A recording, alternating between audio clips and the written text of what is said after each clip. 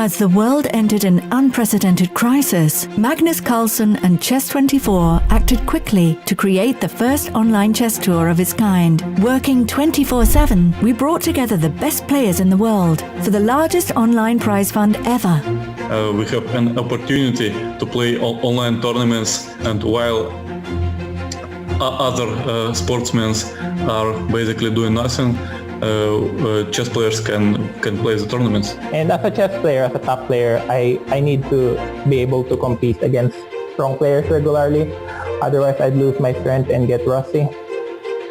So in this regard, I'm very grateful to have high-level competitions.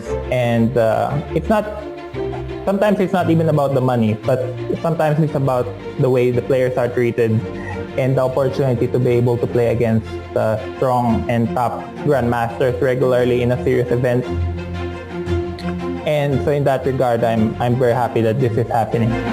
Broadcast live in 10 languages, the tour innovated and filled the void created by the lack of in-person play, reaching more people than any online chess event ever. Good luck to Chess24, and you are on the right way to organize such a great tournaments. There was fun and laughter. Oh my gosh, what a gorgeous square. Queen e5 is, to my mind, this queen on e5 is like a goddess. It's perfect. As you're showing, it's an absolute pin on the rook. There's a pin on the queen.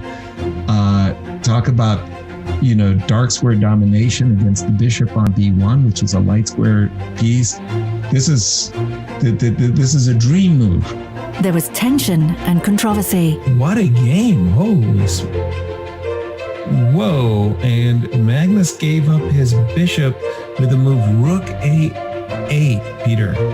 Yeah, this is already something, an indication that something went wrong, for Magnus. He miscalculated, maybe not miscalculated, he just blundered this bishop takes a5 idea. You put the bishop on a square. But hang on, now h4, queen a8. Whoa, queen a8. That's a turnaround move. Oh my goodness, queen a8, rook a1, queen h1 mate. Peter, Ding blundered terribly. There were instructive learning moments. We have discovered e6 was a very strong move for Nakamura. She opens up the diagonal of the queen and at the same time shuts out the d5 bishop from the defense. Black has to play rook e7 to protect the pawn and the 7th rank, but now the queen comes from the f5, queen f2, threatening rook f7, and it's curtains. So the position is collapsing right now here. Black has to resign. And there was lots of great chess. Oh, wow. It's really an incredible game, like showing how a completely lost position can gradually turn into a winning position if you just trade all the right pieces. This game is really a masterclass on the trades, what you should be trading on and what not. And when I said that trading the queens and the bishops is good for black, I never imagined it would ever happen because it was so far away from that. Wow. And it's official resignation from Ding Liren. I find the games very exciting. Actually, the knockout stage is very exciting. 4 unique online events and a grand final made up the Magnus Carlsen Chess Tour, and the world took notice. The Magnus Carlsen Chess Tour has been the most watched online chess event in history. Already it has become the world's most prestigious series of online tournaments. As the first season approaches its conclusion, we want your help to do something even bigger. Our partner for the tour final is Kiva, the non-profit with a mission to expand financial access to help underserved communities. Kiva does incredible work providing microloans to help people around the world create opportunity for themselves and their communities. When the pandemic started, Kiva set up a global COVID-19 response fund to help small businesses get back on their feet. Their target? To raise $50 million to support thousands of people around the world. Chess has helped me a lot. It's my job, career, and it also makes me who I am now. In this difficult period, the Magnus Carlsen Chess Tour has provided me with opportunities to play and compete. And it also brings company and joy to the chess fans. In addition, I joined the Kiva campaign in order to help companies affected by the epidemic. Chess24 wants to help make that happen. During the tour's final, we will be donating 50% of all proceeds from new premium memberships to Kiva. Go premium, and you will not just be supporting us and getting the best chess entertainment out there, you will be supporting people in times of need through Kiva. And if you are premium already, you can buy sponsored premium memberships for schools in cities and countries of your choice in our shop. Let's show how chess can play its part together.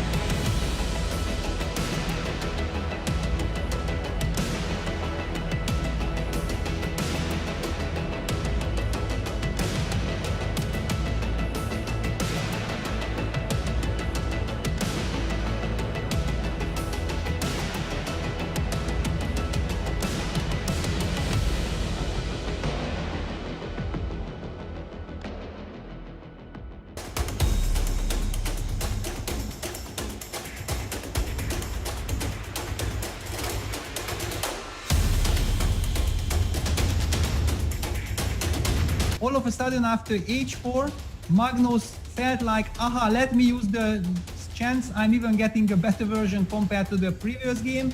But knight e6 runs into knight takes e5, and knight d4 is not possible because of this wonderful tactics with knight f7, which just wins the game on the spot. Thanks to king takes f7, queen h5 check. A terrible disaster for the world champion, and now Magnus has to win on demand.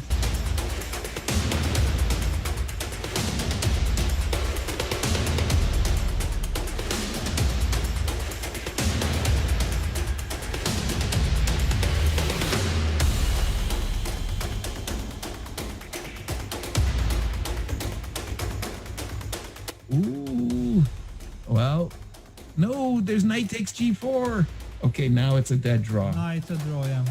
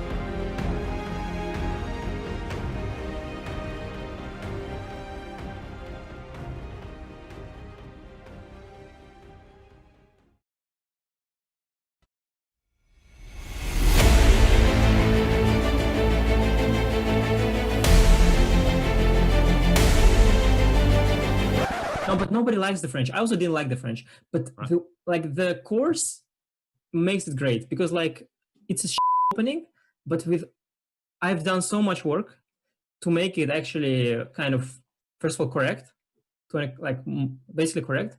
Also fun. I mean, I'm making, like, I basically recreate, like, I take this crappy French and make something great out of it.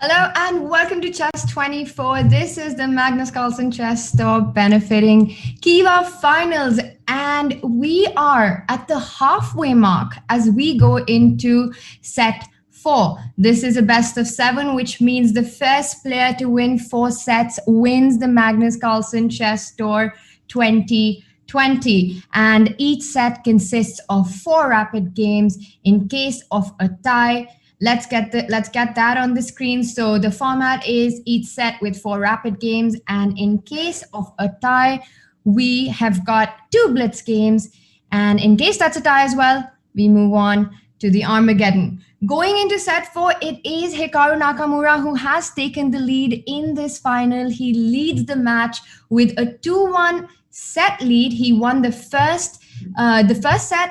Magnus Carlsen bounced back, and then yesterday was again a Hikaru Nakamura show. What a final we've had so far. Absolutely explosive. The chess has been incredible. The drama has been non-stop. We've been on the edge of our seats. Truly a dream final. Yesterday was... I think it left so many of us absolutely speechless, because man, is Hikaru in form, and is he killing it or what? I want to take you through some of the critical moments that we had yesterday. Let me quickly try and bring that up.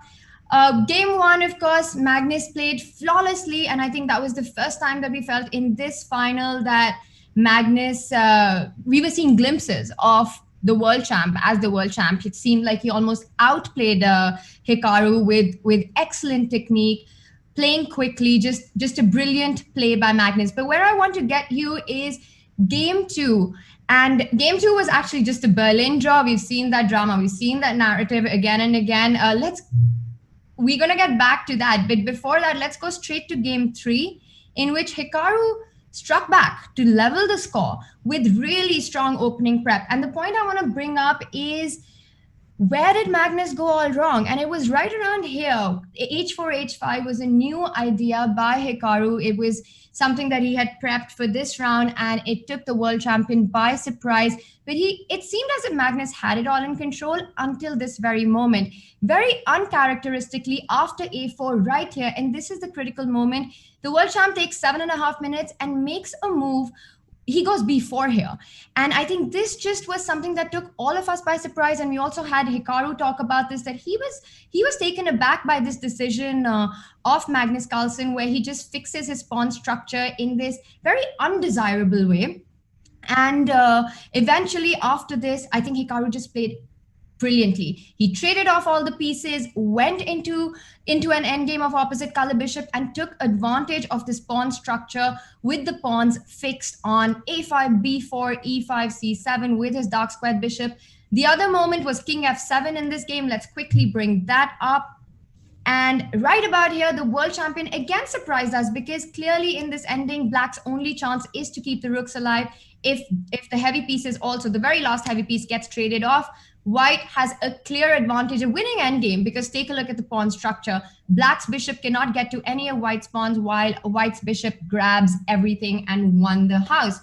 Game 4 was just absolutely fabulous to see, because Magnus, it looked like Magnus was about to have a victory there. He played extremely well, put pressure on Hikaru, but Hikaru showed that he's not just an incredible, aggressive and fearless player who plays really fast, but is also damn good at defensive chess. He showed some incredible defensive resource in this entire game, very instructive, and it was really nice to hear Hikaru say that he found this as the highlight of yesterday's set.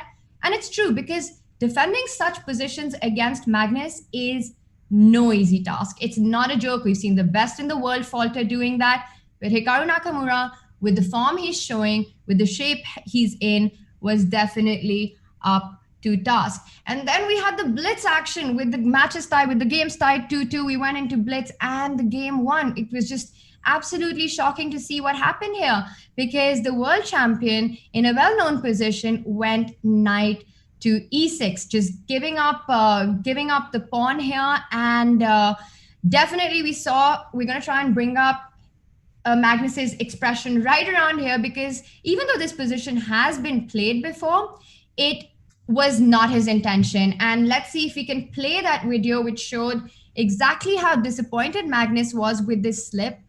And we can see the world champ here reacting to what he's just done on the board. Knight e6 just picked up the e5 pawn, and there you see it. Even though this position has been played before, it was definitely not on Magnus's agenda, which was made very clear on the cam. And as Hikaru pointed out, it's been a long tour. It's been many, many games. These things happen, blunders happen. And it's not something, I have no doubts that Magnus Carlsen it's not that he's not aware of the fact that knight d4 here doesn't work to knight f7, king f7, queen h5, but actually just a mix-up in the opening. And then we went on to second blitz game, which was a win-on-demand situation for the world champion. And man, he played well. He created his chances. He played this reverse dragon English setup and made something out of nothing. He put pressure on Hikaru, and it looked like Magnus was about to level the score. And it was incredible to see, because with 5 minutes and 3 seconds and both these players playing on just minutes, Magnus continuously putting pressure on Hikaru. Hikaru just holding on, managed to survive yet again with tremendous defensive skills. And I think the one thing that really stood out yesterday and came to light was that indeed Hikaru is not just a very strong combative player, but has got immense defensive resources up his scale. And that is something that against the world champion has been a big challenge for everybody. This match wrapped up with this blitz game when Magnus Carlsen was not really able to make anything out of the extra pawn that he won in the middle game, because the pieces got traded off. Take a look at how things ended at this moment.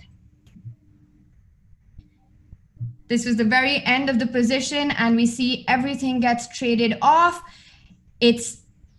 And there you have it. Magnus just not happy with how things went. And I think this was, again, very uncharacteristic of Magnus, because we have seen him be able to make something out of seemingly nothing positions. But in this match, whether it was this game or game 4, where he was clearly better, Hikaru was definitely up to the task. And despite Magnus posing big questions on the board, Hikaru solved all of them. And Magnus, I think very rarely we've seen him not be able to convert such positions. We had a really insightful interview with Hikaru, and I think it was very, very interesting to hear his take on Magnus and how the finals have shaped up so far. Take a look at this. In some ways, I think winning in Ladores kind of broke that streak in a way, because I started to realize that I can play against Magnus or play on the same level, and we'll see what happens. But I would, if I'm being honest, I think I've already exceeded my expectations. So now I'm just going to keep trying to go from here and keep putting pressure on Magnus in the remaining matches. Hikaru, you're being very modest, because we all know.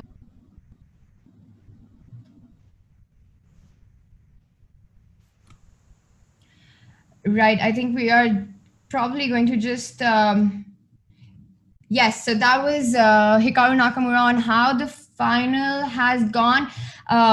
We might play that again in a bit. We're just trying to fix a little bit of a sound issue in that video. But I think it was really fascinating to hear Hikaru talk about actually both these players have shown immense respect for each other throughout the match, throughout this final. Before the start, Magnus spoke about how Hikaru's been so in form, and it's definitely going to be a tough final for him. Hikaru, in yesterday's interview, also mentioned just acknowledging the fact that, yes, Magnus Carlsen is the best player in the world, but it's a huge confidence boost for him to see that he's playing at par with him, if not better, specifically in this final. I think on paper, Magnus Carlsen is a clear favorite in this final, but the way the games are going and on board, he's becoming a less and less of a favorite as the final is progressing, because even the set that Magnus won on day 2 was, in many ways, Hikaru was the better player that day. And I think he really held his own, and at no point have we felt that Magnus has been dominating the final, like we've seen him do that in this tour over and over again. But obviously a lot of money at stake here. So the world champion has to bounce back, because I do not believe if Hikaru takes a 2-set lead, I think that's going to be extremely difficult to come back from, because at the end of it, the margins are getting lesser and lesser. The sets are getting fewer and fewer. And if Hikaru Nakamura was to do what he's been doing this entire final so far, Magnus is up for a really, really tough time. So a big day for the world champ, as he's definitely looking at a strike back today. The prize fund, of course, the winner of the final goes back with $160,000, while the runner-up will go back with $80,000. So a lot of money at stake, a lot of pride at stake, and this is the Magnus Carlsen chess tour final, which we have been treated to absolutely incredible chess. And while on the board yesterday, it was all about the Berlin debates and all about what's going on in the Berlin. And you know what? We all know that the Berlin is an acquired taste. But to save us from all of that, we do have Anish Giri with his lifetime repertoire series on chessable.com. Take a look as Anish attempts at a French Revolution. Make it actually kind of, first of all, correct, like basically correct. Also like fun. I mean, I'm making, like, I basically recreate, like I take this crappy French and make something great out of it.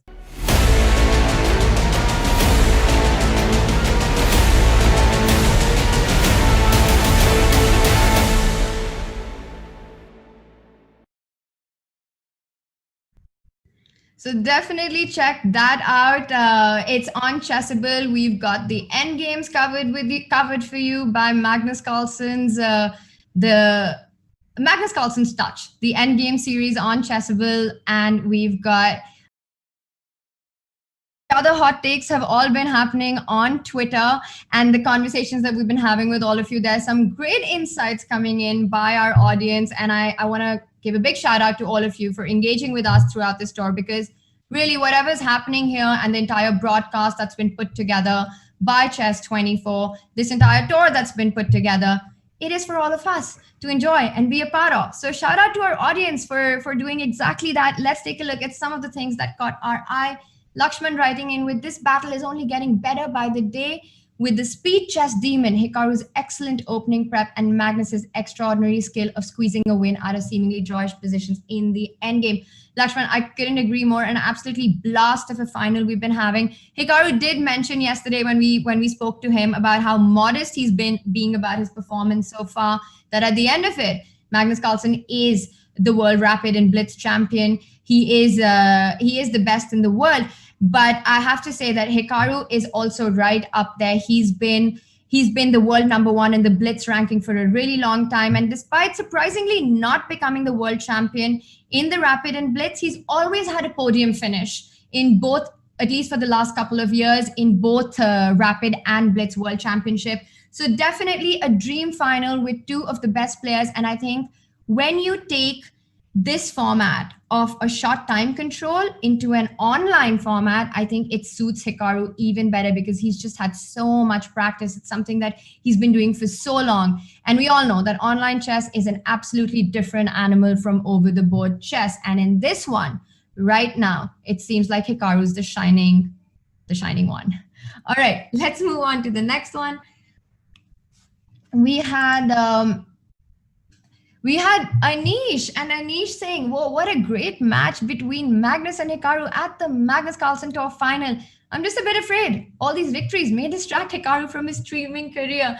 Big shout out to Hikaru Nakamura for his 500K followers on Twitch. He has been absolutely such a great ambassador for the game and everything that he's been doing, and how much chess has boomed because of his contribution.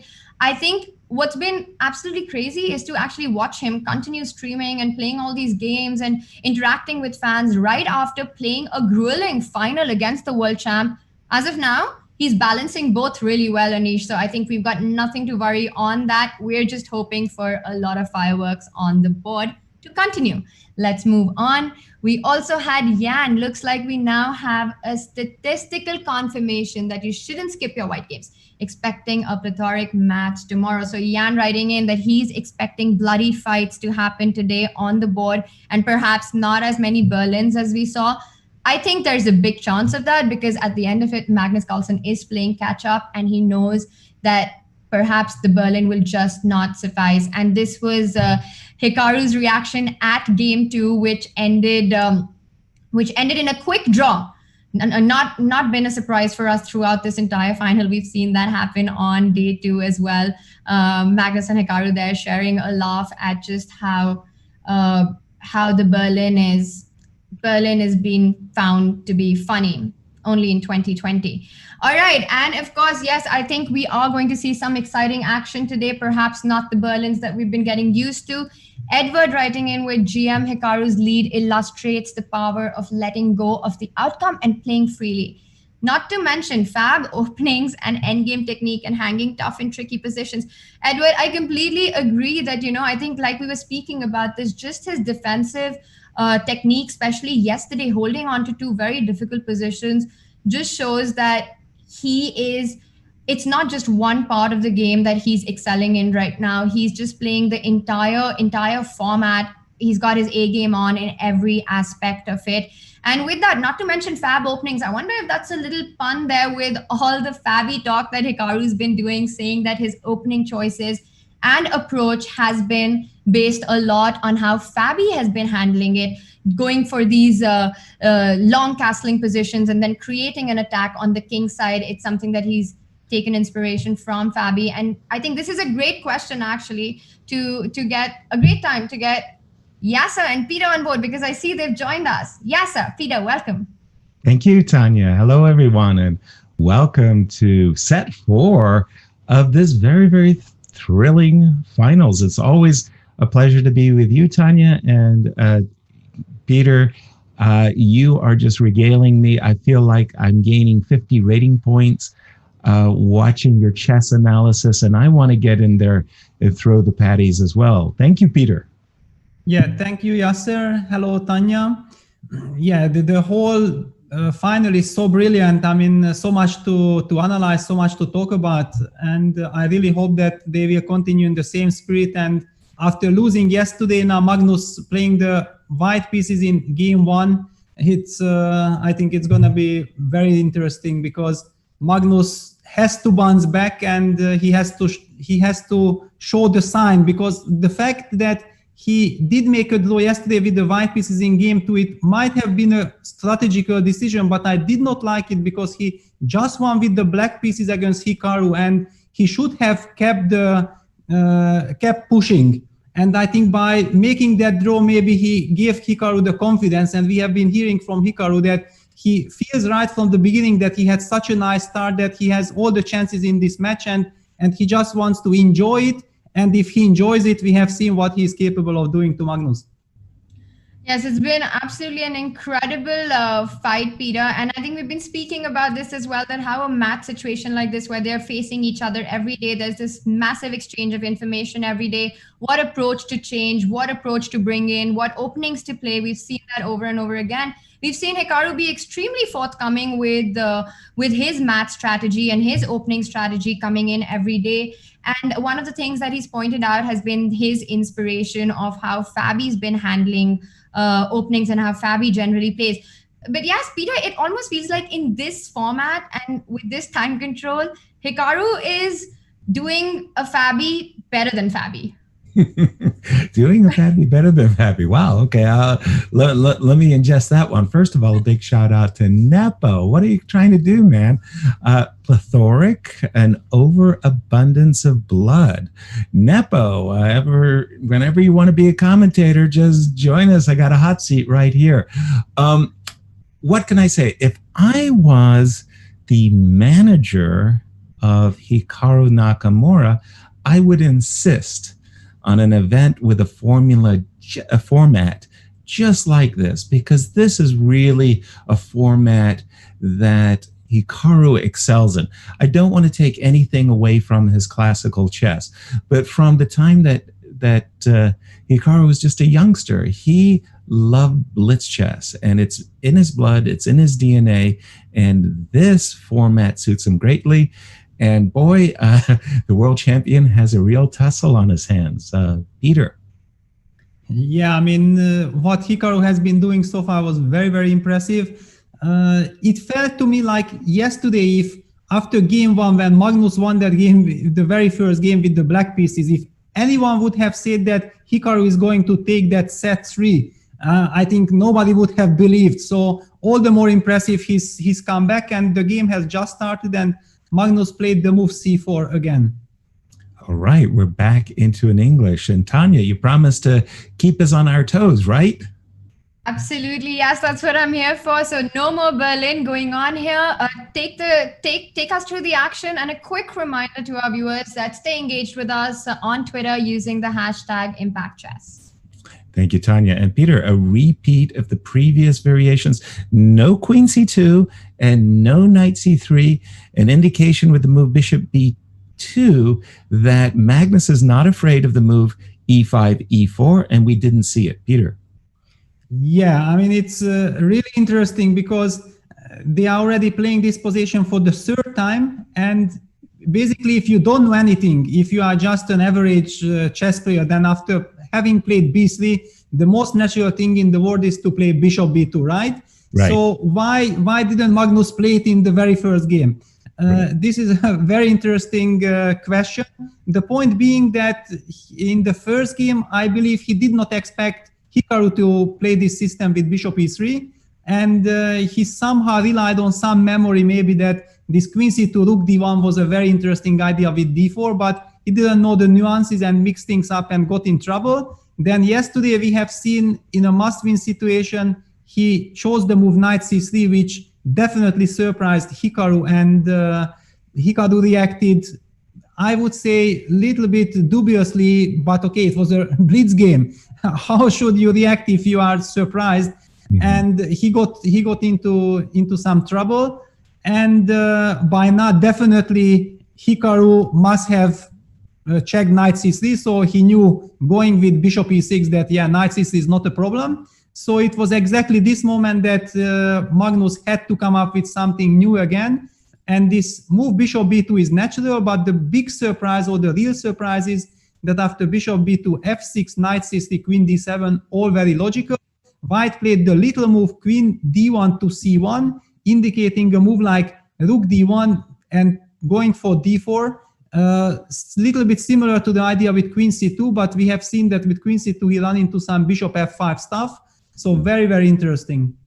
Exactly. Queen c1, not the first move to come to my mind. I'm sure a lot of people in our audience, and again, a big shout out to our audience. Thank you so much, each and every one of you, for joining us. I think a lot of people would be going for rook c1 and knight e4. And we've seen a very quick knight d4 in reaction to queen c1. I kind of would have, if I'm in black shoes there, I'm waiting for the move rook d1, Peter. Preparing d2, d4 before I'm jumping with the knight to d4. Hikaru said, not necessary. I want to play knight d4 right away. Yeah, this is a little bit intriguing. It somehow shows quite some respect to the move queen c1, because the big question is what happens if black just plays the most natural move, long castle, which he had been preparing with his last couple of moves, bishop e6, f6, queen d7. Was Magnus really afraid? I mean, was Hikaru really afraid that Magnus might be able to go d4 right away?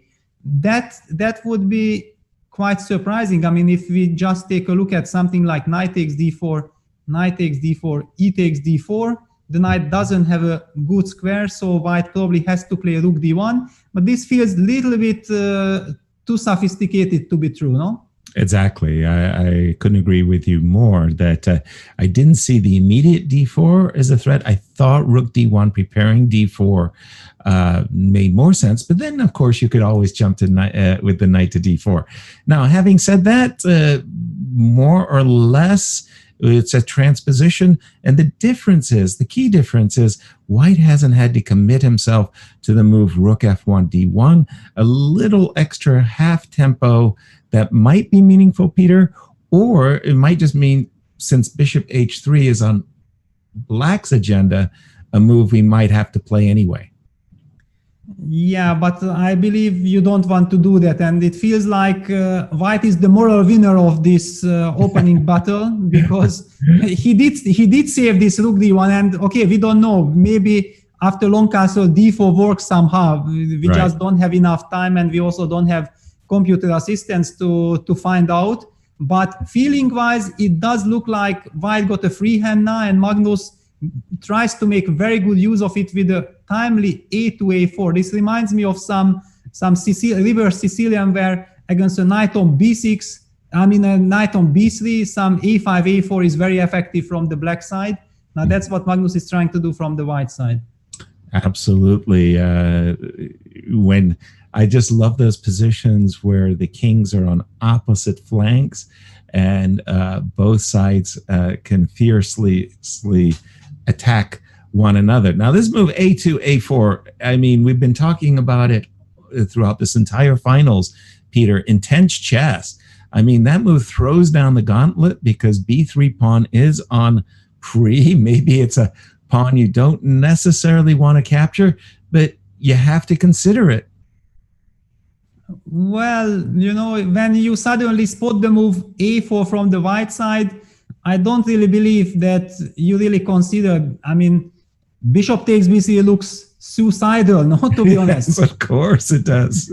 It does indeed. But, there are those folks like me out there that do sometimes say, okay, show your cards. And it's a kind of a tasty pawn after all. It's a big queenside majority, Peter. How would you see Magnus prosecuting the attack after such a flagrant violation as bishop takes b3?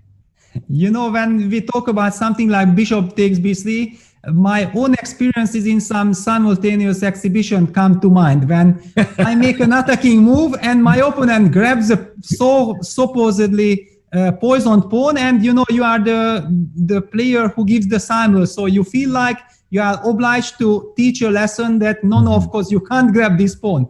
And but on the other hand, you are also supposed to react immediately. Yeah, it's a simultaneous. It's not nice to start sitting here for a couple of minutes. Yeah. So, and then you are suddenly stunned that, yes, actually, why he couldn't take this pawn, right? Yeah. I as somebody who's given his fair share of simultaneous over the years, I can very well understand exactly what you were talking about, Peter. Yeah, and I'm very happy I don't have to answer this question right here, right now, because Hikaru played the move d4, d3. Okay. I find that move a little bit strange because the pawn on d4, to my eyes, was at least blockading the bishop on b2. And, I'm almost thinking as white that I might even want to play e2, e3 in order at a time to open up my bishop and also to try to gain control, a measure of control over the d4 square, so that maybe after e3, a captures or recaptures, I could play bishop d4 and proudly post my bishop on the d4 square. So for me, the move d4, d3 comes as a bit of a surprise. Take it away, Peter. What's your take on that specific move? This d3 move little bit hints for me that maybe after e3, Hikaru is thinking about considering taking on b3, and he tries to make sure that his bishop will get access to the c2 square, blocking some important files on the queen side. Because the other point that, yes, you would love to activate this bishop from b2, but there is also the argument that a move like bishop a3 and exchanging the dark squared bishops is very effective for white, because then all of a sudden the white knight gets a perfect control of the c5 square, and if a knight on c5 lands and you are not able to eliminate it, it might be just deadly, because connected with the long diagonal. This is too much to handle. So I think this d4 this is a very concrete idea, because strategically it looks strange, but maybe Hikaru wants to grab the pawn, or he feels like the knight on e4 might be little loose, even if I just try to play for exchanging the light squared bishops, and then whenever you get a timely queen d5, you might be pinning. I don't know exactly if it bishop h3 and then takes on g2, then queen d5, or somewhere it might prove to be important. All right, nice points to be sure. But can we ask maybe even a more important and salient question? We just played a4. And as Bent Larsen would say, if you're going to go a4, you're going to go a5. Let's do it. Just challenge Black to prove the validity of d3. Basically, if I'm not losing on the spot, then I believe that d takes e2 should be the move to consider. And that's a question. Are you losing on the spot or not, Peter? You might be losing on the spot. If I take on b6, yes, I take on f1. I'll recapture with the bishop, please. The reason I want to recapture with the bishop is to prevent c7 takes b6. Of course, I'd much rather have my bishop on g2, no questions about it. But it's just the specific moment. I remember quite a number of tactical examples where you almost sacrifice your queen so you could play a move like b6 takes a7. And then pawn equals queen on a8 is rather unstoppable. In this case, you can't capture because of a very unusual back rank checkmate. a7 takes b6 would be embarrassing. Yes, it does. Okay, the feeling is that, or the question is, can Black, I mean, Black has to play a6, and will Black be mated or not? Aha. Oops. Somehow this simple move escaped me. I don't know why. Well, you wanted so much to make it work. No, that was the reason. Yeah? I did. More or less, you were mentioning the simultaneous, and I should have immediately my beautiful answer. You know, rook takes a6 or bishop takes a6, and mate in 9, Peter. Mate in. Yeah. I don't know how the 9 moves go. I mean, I'm just joking, of course. I have no idea what is the evaluation. It just felt like a5 might be, and again, we've been seeing such a ramping up of the challenges between these two great players that I almost expected. Did we see a5? We did see e5, yeah, a5, and Hikaru played the move knight d5. Okay. One indication that yes, okay, this d takes e2, a takes b6 is hanging in the air, but also just to play very simple after d takes e2, rook e1. It's also not clear why this would be more in Black's favor than the position after knight d5, yeah, because the rook on e file will be opened immediately. Of course. Hikaru's choice of playing knight d5 is kind of natural because e takes this is definitely not a move you even consider with white. So Magnus also trying to use the momentum and jumping immediately with knight c5. Before we go any further, I'd just like to say that in these English opening positions, I love white's position. It feels like an accelerated Sicilian where I'm the first to make threats against my opponent's king. And so for me, again, I for Hikaru's fans, don't feel badly. I'm just saying that I don't like Black's position. And as if I was preparing Hikaru, if I was on Hikaru's team, I'd say no. Magnus is going to feel himself really, really comfortable here. This looks really good for white. I don't see what's attractive for Black, Peter. Maybe I'm misjudging the position. No, to be honest, I don't think that you are misjudging it. It does feel like, okay, white has very nice prospects. Black's position is dangerous.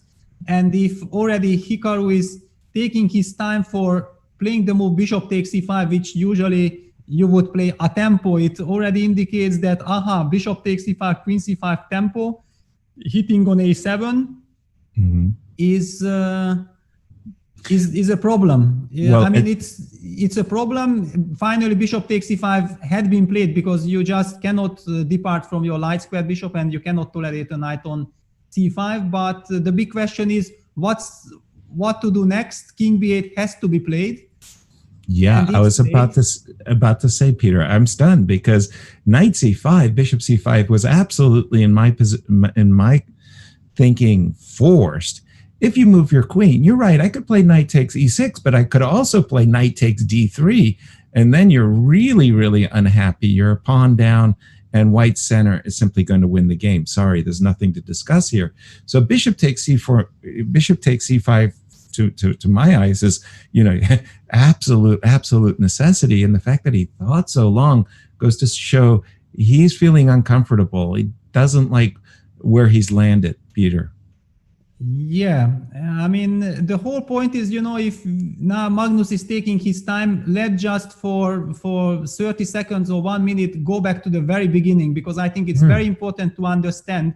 The point is that Hikaru relies on the fact that he plays this setup against the English. I mean, the reverse dragon, like this. And this is what we have been seeing between Dubov and Hikaru debating for many, many games in different Magnus tours.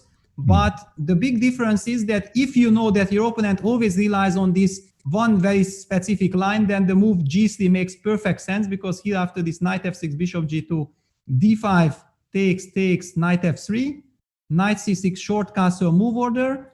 Black, basically, if he wants to stick to this knight b6 setup, he has to play knight b6 here, because if black starts with bishop e7, then white is not going to play knight c3, but white going to play the move d4.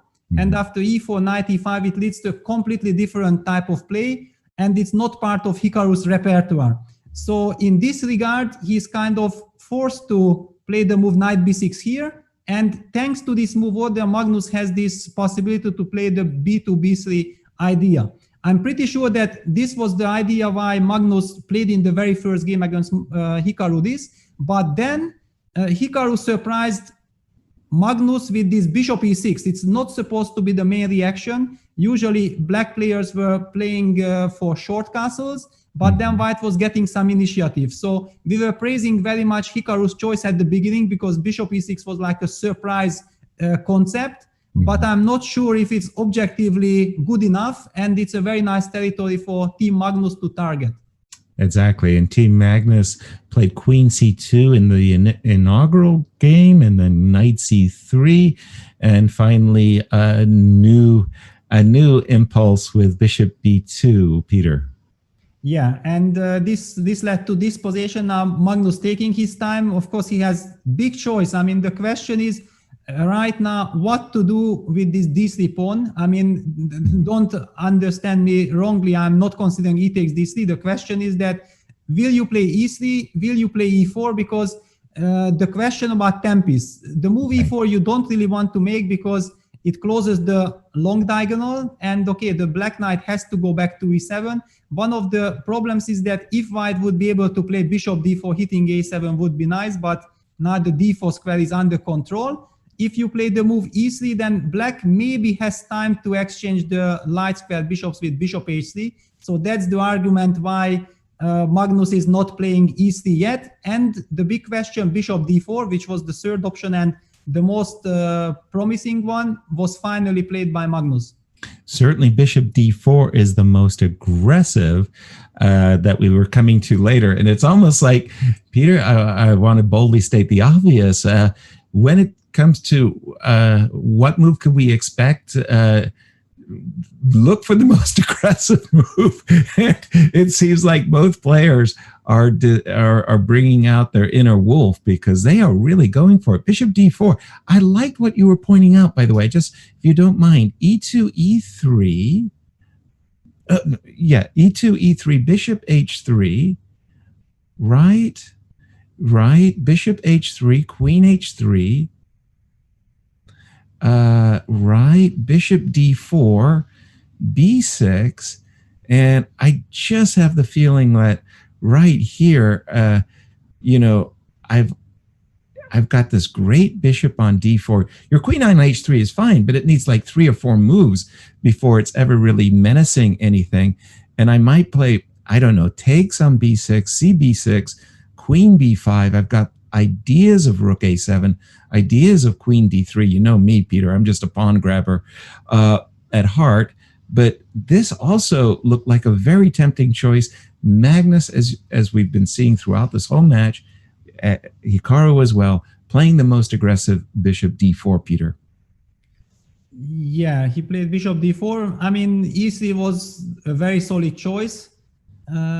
Basically, I do believe that black has to go for this bishop h3. He doesn't really have any other option, so I'm not entirely sure what would have happened here. But yeah, after the move bishop d4, Hikaru played b6, of course. There was no other choice. A takes b6, c takes b6, and queen a3 played. And the big question is, does white have a threat? And again, we are dealing with this, that should black take on e2 or not? And just when I was about to mention this, Hikaru did take on e2, rook fe1, and rook c8 played. Exactly. Okay. It looks, I have to say, it looks very scary to me. It looks like white has all of the trumps, and after rook takes e2, in truth, white hasn't sacrificed anything, Peter. Normally, if you're being placed on the defensive with lots of ghost-like threats buzzing around your king, you want to have the solace of a pawn in your pocket. Yes, the only thing black can rely on the fact that he damaged white's pawn structure. So these d2 pawns don't really do any harm to black's construction. The knight on d5 is very nice piece. I mean, it blocks the bishop, it covers the b6 square, and also this bishop knight construction are covering all the squares. And if black can make sure that with rook c8, rook c7, he is able to defend a7 pawn nicely, then it might not be so easy for white to find the follow-up. Exactly. This is the type of position where we need to play, like if our queen was on a6, like for example, if you just allow queen a6, h5, Peter, this is where bishop takes b6, knight takes b6, queen takes b6 is an automatic and very pleasing mating attack. The queen, however, is not on a6, so we can't sacrifice the queen. Those types of themes definitely do exist, and we have seen your move, rook c7, Peter, played by Hikaru. Strangely enough, the players are more or less equal on the clock. It has been the case throughout this finals that we've seen Magnus behind generally on the clock, Peter. Yes, that was something of a surprise for us. Okay, Hikaru already said in his interviews that he is doing some kind of a Nyepo style. He's trying to play as quickly as possible, putting the pressure on the opponent, not only over the board, but also on the clock. Mm-hmm. And this has proven to be quite a nice strategy. My big question is now that you mentioned this move queen a6. What happens if you really simply play this move? Okay, sorry to say I revealed my hand. Exactly. I mean, I know that it's not nice and it's not fair, but I'm not fair, You know my intention. I don't know. In Seattle, a move like rook c7 to b7, we would call that seizing the defensive. But really, the threat of capturing on b6 is severe. Is rook on h to c8 and rook c1 check a potential disruption in the natural flow of things? Yeah, that's a very nice touch. And usually such a move like queen a6 has to be punished with a nice counter blow, because it just shows that this position is much more complex. It's not so one-sided. Black has a solid construction. If he managed to exchange, for example, both rooks, then he has nothing really to be afraid of because he has very nice solid pieces. So I do feel that by damaging his own pawn structure, as you mentioned, this move E3 was a positional and sound option for white. With bishop d4, yes, bishop d4 is a very aggressive and very ambitious approach, but I mean, here white has to find really very energetic continuation because I would say that time is more on black side. Yeah. Also, Peter, if you don't mind, just for one moment, apologies, everybody. I was also, if you go back just a few moves to this position where bishop d4 was played, because you mentioned also a third possibility. I found it very intriguing, Peter. The move e2, e4 you mentioned, and you said, as you were playing this move, you said you don't really want to play this move because, you know, the bishop on g2 is crying. But if you play the natural move, knight e7, and then you follow it up immediately with e5, it does provoke the reaction because you don't want to unleash the dark squared bishop by capturing on e5. In other words, you're playing it with a tempo. You're going to go e4, e5 a la tempo, and you're keeping the initiative going. Your thoughts, please. Yes, but it's also very committal because after e4, e5, black might be able to play f5, and if you are not able to punish black, then you have given up the d5 square, you have weakened a lot of squares. It's not entirely in the spirit. On the other hand, of course, you got a very nice bishop on g2 at the moment, and you have moves like rook fc1. It's a very interesting way of playing, but still it's too committal for a rapid game. I mean, it's not an intuitive choice. Fair enough, fair enough. The game is so exciting enough that, and there's so many really nice variations. I mean, it's like we have an abundance of riches, so to speak. Rook a1 to e1, Peter.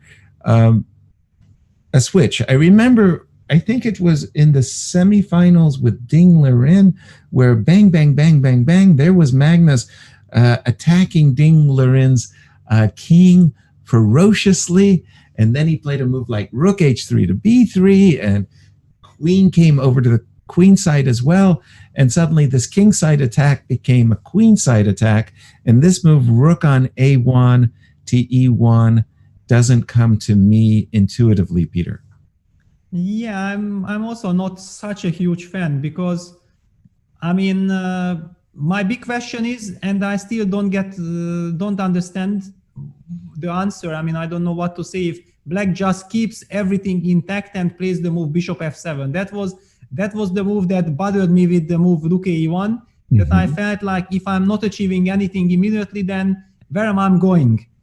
Okay, I believe Magnus had to have something in mind. Will be very interesting to ask later what it was. But the move bishop h3, this feels slightly loose because you are anyway not exchanging these light squared bishops. And if you are not exchanging the light squared bishops, then it feels like you removed a very nice defender, which was basically the soul of your stability. And I have the feeling that maybe white has something here. Yeah, again, while bishop f7 was, as you say, the solid grandmasterly choice, I see bishop h3. Maybe you're right. Maybe you say it's loose, but it's most aggressive. Magnus came up with a brilliancy. Bishop takes b6. Uh-oh. My spidey sense is tingling, Peter. This looks like somebody overlooked this, Tanya. Yes, your spidey senses are on point again today because bishop h3 was a big blunder by Hikaru. He had to fall back with the bishop either to f7 or f5. The problem with bishop h3 is that the queen on d7 becomes overburdened because now, and bishop b6 is spot on taking advantage of that. If black grabs the bishop with the knight, you go rook to e7, and now it's just difficult for the queen to hold everything together, as well as the bishop on h3. And if black takes a b6, check this out, yes, you go rook e7 anyway, because knight e7 is met by queen a8 mate. Ooh, very nice, Tanya. That's a visual, as the Brits would say. And after rook e7, if you were to move, if knight b, instead of a b6, if you've got knight b6 on the board, let's just quickly show this line that rook e7. And now the point is that you have got no good square. The queen is coming on to d6. If you move to f5, you can just take on c7 as well. Go queen a7, and it would be game over. A big miss by Hikaru, because from a difficult opening position, he managed to somehow stabilize, and then bishop h3. And the world champ pouncing on this opportunity instantly. Wow, thank you for that, Tanya. I mean, we talked about that too, Peter. It's not just a question of striking, but, you know, taking advantage of your opportunities. In those semifinals, I really have to feel that Ding Liren, most especially, missed some of his opportunities. Magnus woke up on the right side of the bed this morning. Yeah, but you know, it's so funny that you remember we also got fooled by rook a1. It felt like, aha, white removes his rook from the a file, Yes. brings it to e1. Okay, it was clear for me, bishop f7 was the move, and I didn't understand how to follow it up exactly. But when bishop h3, maybe Hikaru felt like, okay, this is gonna be a more positional game, that the rook moved from a1. And that's why he blundered this bishop takes b6 tactic, simply lured by the fact that, okay, now I have a little bit of breathing time, and that's how you get punished for that. Well, I must say, optically, I was fooled as well. I fell for the bait. I thought that bishop h3 was the ultra aggressive move. Bishop f7, I play in a bullet game without even thinking about it, just staying solid. But this move, bishop b6, really was a lightning strike, you know, out of a clear blue sky. That's you know, that's a great tactical shot. Yeah, and the big question is, does black at all have a move? Yeah, and we see Exactly. Hikaru did capture now with the knight on b6, rook Knight e7 b6. followed, queen takes d2. Queen takes d2 on the board. Bishop takes h3 on the board. And, rook d8. And yesterday it was one of those unbelievable, you know, tenacious defenses by Hikaru that won him the day. Here he's a pawn down. His king under... No, he's not pawn down. He's equal pawns. Oh, you're right. Whoa. Because he took the d2 pawn. It was a little pawn, but it was there. Okay, not a pawn down. Just as king is under a vicious assault. I mean, of course, you know, it must be a winning advantage. But then again, you know, Hikaru, we've seen it. Tenacious defender, rook d8. What's the clear-cut win, Peter? Yeah, that's the big question. If there is any clear-cut way, or is it just a clearly better position for white? Right. This is a big question, and Magnus has 3 minutes, so he doesn't have another maybe necessary 6, 7, 8 minutes that he can understand if he has a win. He has to rely on his intuition, and if his intuition tells him that, you know, I should just be happy with the position, then he might just continue playing normally. Or maybe he feels that, okay, no way black can survive this move per move. Right. Let me try to find the killer punch, but it might cost him very important minutes. Exactly. That's the other thing. The clock has now become more and more of a consideration. Peter, I just, you know, I would like to take back Magnus's move, if you don't mind. I'd like to play in this exact moment, rook on e1, back to a1. Okay, bishop h3, rook d8, bishop h3, sorry. Yeah, rook d8, the game position, right. And now the rook on e1 is misplaced. I want to go back to a1, and I want to target the pawn on a7. And thanks to my bishop on h3, both knight c8 and rook d7 aren't defenses that black can employ. What's your take on this kind of perplexing move? Yeah, rook a1 was also my first choice, because... Oh, good. Because first of all, I mean, surprisingly, there isn't any clear other move, yeah? Right. And everywhere, exactly as you said, that the rook on e1 is hanging. That's the reason why white never able to take on c7, because Black then reacts with queen takes e1 intermezzo check, and Black wins the game. And Magnus instead went for queen a6. This is somewhat of a surprise. Definitely for me. On the other hand, it's very nice to get our queen cozying up to the c8 and the b7 square. I just didn't see a very good reaction to rook a1. Queen a6, it's not fun for Hikaru to defend such a very difficult position, where essentially when I'm defending, Peter, I'm looking at my position and I'm saying, where do I have to draw the line? Where do I have to say, this is my resource? This is what I'm playing for. I must create a fortress. I must defend my pawn. I must protect my square. In this position, I don't really feel that Black has a very clear idea of his best defense. I mean, his structure, you know what I'm saying? The king is so exposed. There's no place that you say, this is how I defend this position. It's a very difficult position to defend.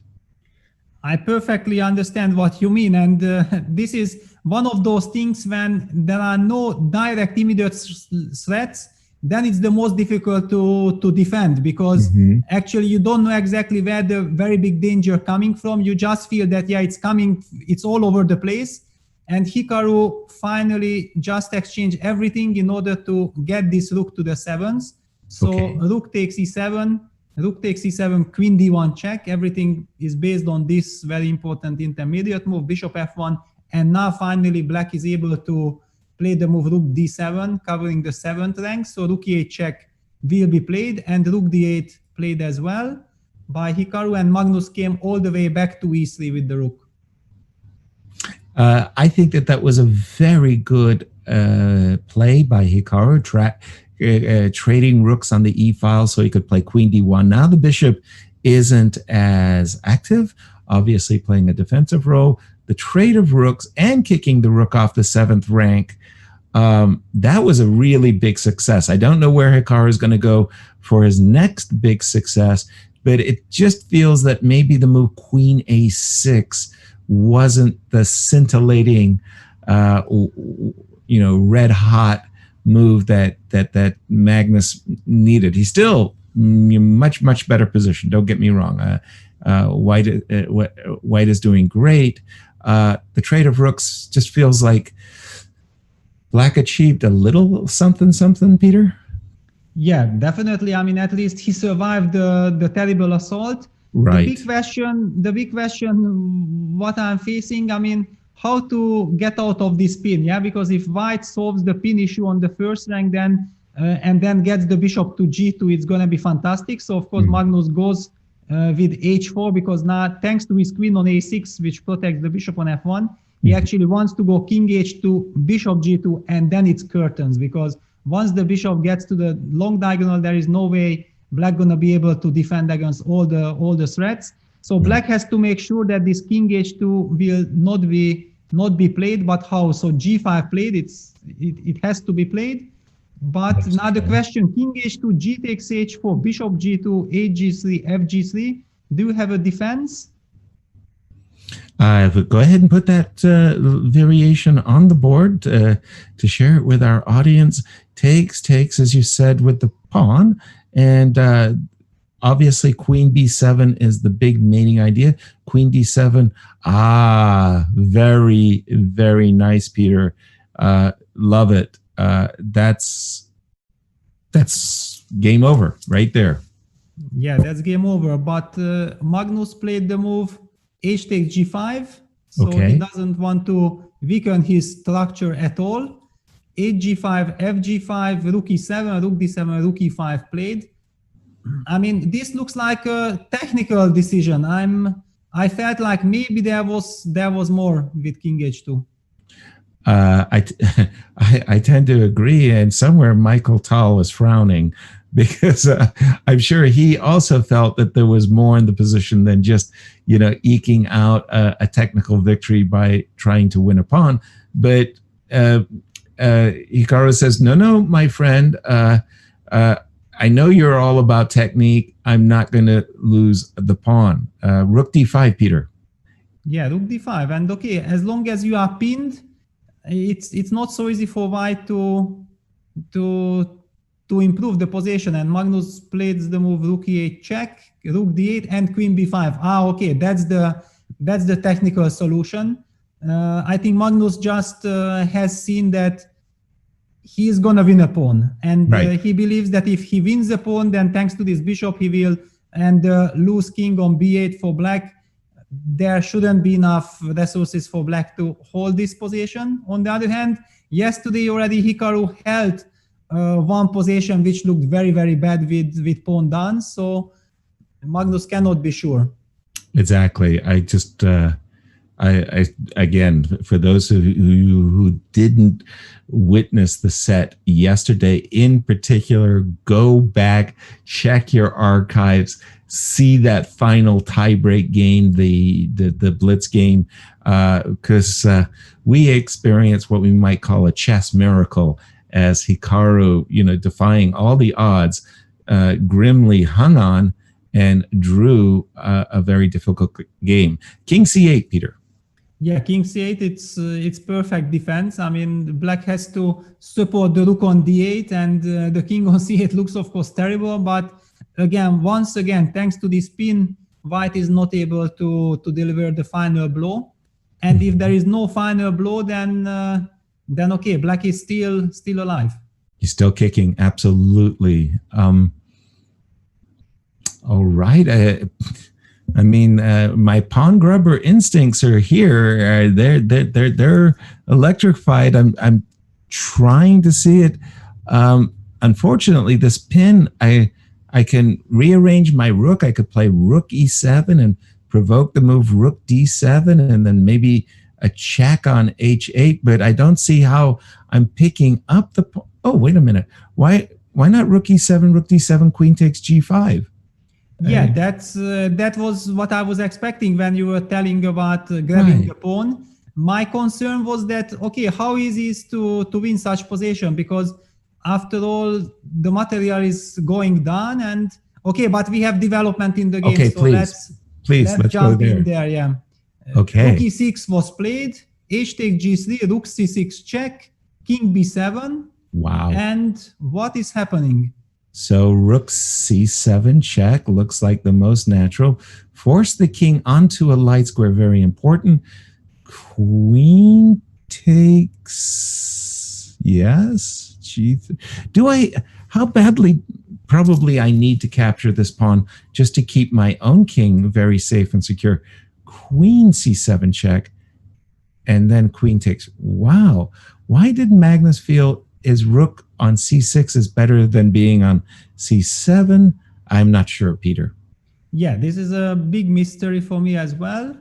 On the other hand, maybe, but no, queen d6 was anyway not possible. Maybe he felt like, okay, he wants to keep control of some of these squares, but... No, but you're right. Maybe queen d6 was But then bishop g2 check was very strong, yeah. Then bishop, of course, then bishop g2. No, then I'm at then I'm having difficulties explaining. No, but Hikaru's last move, knight d5, explains it all. That with rook on c7, you would have run into a tempo with knight d5. You're absolutely right. Again, I'm mesmerized by the fact that this bishop on f1 is in a pin, and I desperately wanted to put it on the best square in the world. G2, not possible. Queen takes g5, Peter, on the board. That finally is a pawn. Yeah, it's a pawn, but knight f4, and Hikaru is back in business. I mean, knight f4, tactical strike. With a threat of knight h3 check, everybody. That would be a royal fork. And Magnus down to 13 seconds. No. Yes. And again, we're witnessing the extraordinary tenacity of this five-time American champion. Wow. Yeah, and after knight f4, queen takes f4, the knight had to be taken. Rook g8 check, king h2, queen takes f1. And this is even very, very scary, but queen f3, a super move. multi-purpose move. You have to defend G2 as well as G1, as well as the H1 square. And any rook check, you've got check, check. And mate suddenly a queen G1, king H3. And it's one of those most remarkable of situations. A very, very naked white king, but no effective check for black.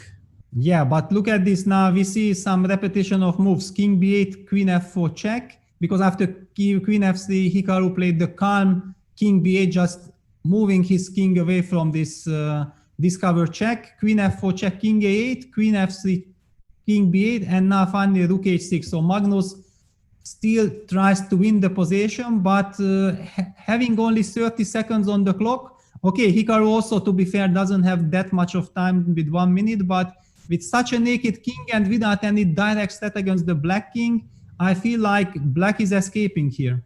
Absolutely. What about Queen G1? Check, check, check, check. Okay, he drove the king all the way up to H4. Fearless. What can you say to a move like that? Queen C1, Peter? I mean, I would be scared as what? I mean, I think I would be scared with both colors because because I mean, also just one little move from white like Rook H7, and how you gonna defend against some mate there? Hikaru did play Queen G1, Queen F4 checked, blitzed out, King A8. Everything is happening very, very fast. So Magnus is bringing his queen closer, but does he have more than perpetual check? His Rook on H6 is out of game. These ladder checks with the queen are all very impressive, and I like what you said, to quote Anatoly Karpov. Then what, Peter? I mean, I think perpetual check is almost required. There's a lot of checkmating threats to white's king as well. Yeah, absolutely. I mean, it seems like now we see that the players have gathered a lot of time. I mean, they have now more than 2 minutes both, thanks to the 10 seconds increment, but the draw agreed because there is no way to continue. I think a very, very big disappointment for Magnus, and a very, very big save by Hikaru once again. Indeed, Tanya, the tenacious Hikaru Nakamura, he saves his skin. Where did Magnus go wrong, Tanya? I don't think we've seen this narrative before, Yas, where whether it's been technical positions and slightly better positions, and this complete mess for black kind of positions where white is dominating, a player being able to survive all that Magnus is throwing at him. And that's what Hikaru did with incredible defense. But yes, you were absolutely right. The big moment was after H4, and the point, I think the whole game was very well played by Magnus. He really created some immense threats, pounced on the opportunity of bishop b6. If we just back up to that moment where white went rook e1 before we come here, because that's when actually things started to go wrong. And Peter, you were completely right that this sudden shift to take the rook to e1 was actually Hikaru's chance to consolidate his position with a move like bishop f5 or bishop f7. But bishop h3 was a huge blunder by the American Grandmaster. And of course, Magnus doesn't miss these chances, immediately found bishop b6, and it was a complete Magnus position after this. Hikaru was just hanging on move by move. And if we just play on, I think the whole idea is, of course, you want to get this bishop on this long diagonal. That's the only thing that's required to win the game. H4 was the correct way to do that. White is aiming at king h2, bishop g2. The only move to create any counterplay was g5. Hikaru blitzed that out. And now king h2, as you and Yas pointed out, is what had to be done, because gh4 might look scary, but it's really not. You, of course, don't take back on h4 because then you're exposing your king to certain checks on d6 and along this diagonal, but simply bishop to g2. And the point is that after you take on g3, there's nothing more than that. You grab back with the pawn, and like you pointed out, this line queen d7, rook d3 is actually just game over. The computer gives knight d5 as the best move here, but of course that's all that's child's play. This would have been just the end of it. But starting from this point, yes, move by move, Magnus just kept giving up a little more of the edge, a little more of his position. And Hikaru, just holding by the thread, kept taking all of that in. And eventually, it was around this point when rook e8 check, rook d8 happened, and the queen. Even here, it's slightly better. And you were totally right that white had to go rook e7 instead of rook e6 if we just move on a little bit.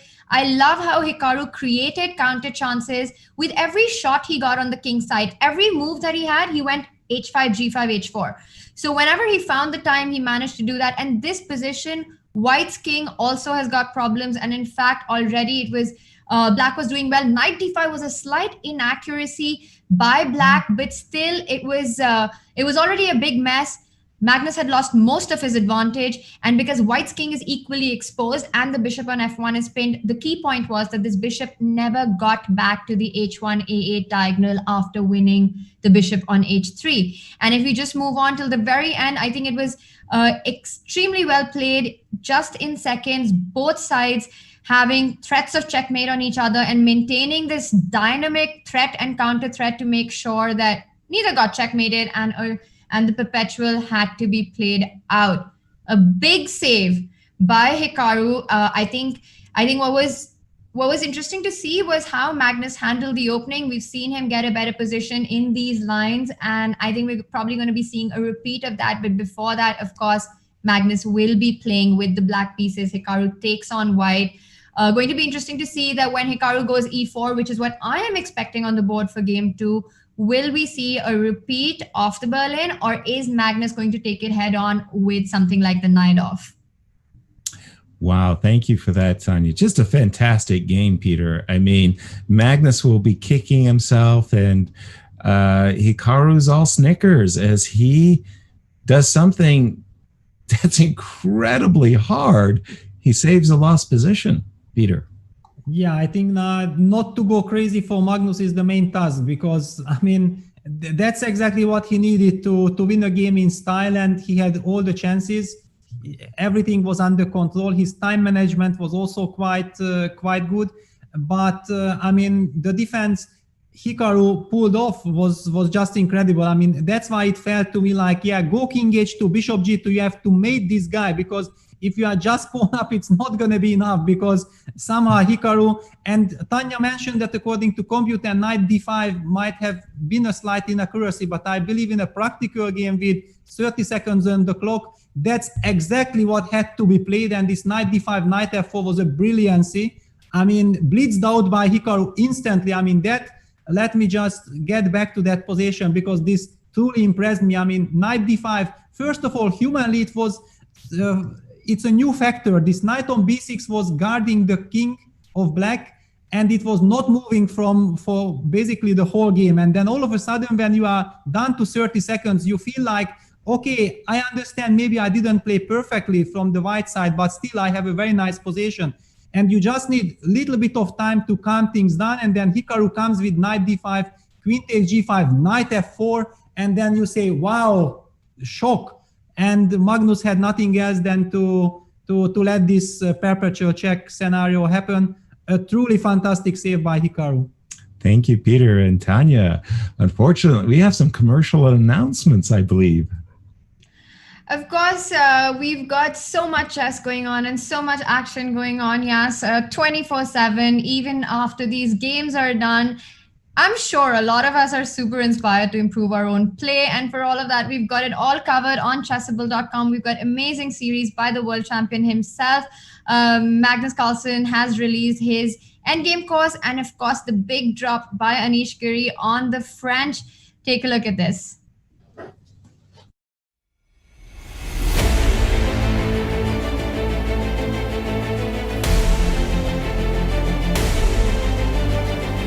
No, but nobody likes the French. I also didn't like the French, but the course makes it great, because like it's a opening, but I've done so much work to make it actually kind of, first of all, correct, to like basically correct. Also like fun. I mean, I'm making, like, I basically recreate, like I take this crappy French and make something great out of it.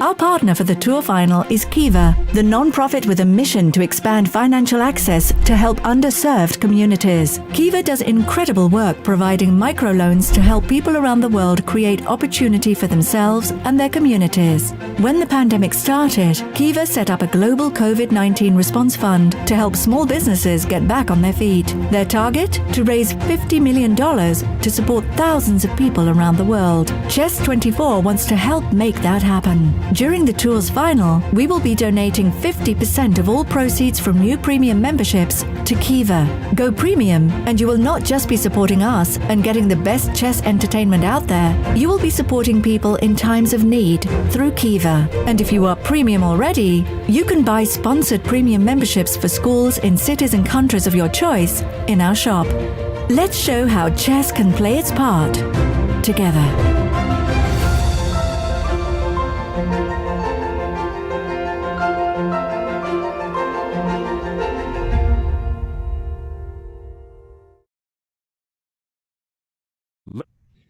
Support chess and support the community. Impact Chess has been the theme for this Magnus Carlsen Chess Cup benefiting Kiva final. And a big shout out to all of you for contributing to this immense cause, which gives us all an opportunity through the game that has given us so much during a very difficult time during the pandemic, through the game to give back to the community. And we've had grandmasters coming in from across the world supporting this cause. We've had Peter Lecko, there's been Vasil Ivanchuk, Hari Krishna, Magnus Carlsen announcing a 10% of his prize money will be in support of Kiva, and some more good news as Grandmaster Yasser Sarawan also joins the cause with a very generous €1,000 to the Kiva Impact Chess campaign. So be a part of it, join these Grandmasters, and of course all of you who've been going premium during this time, a big shout out to you all. Of course, it's a great opportunity to invest in your own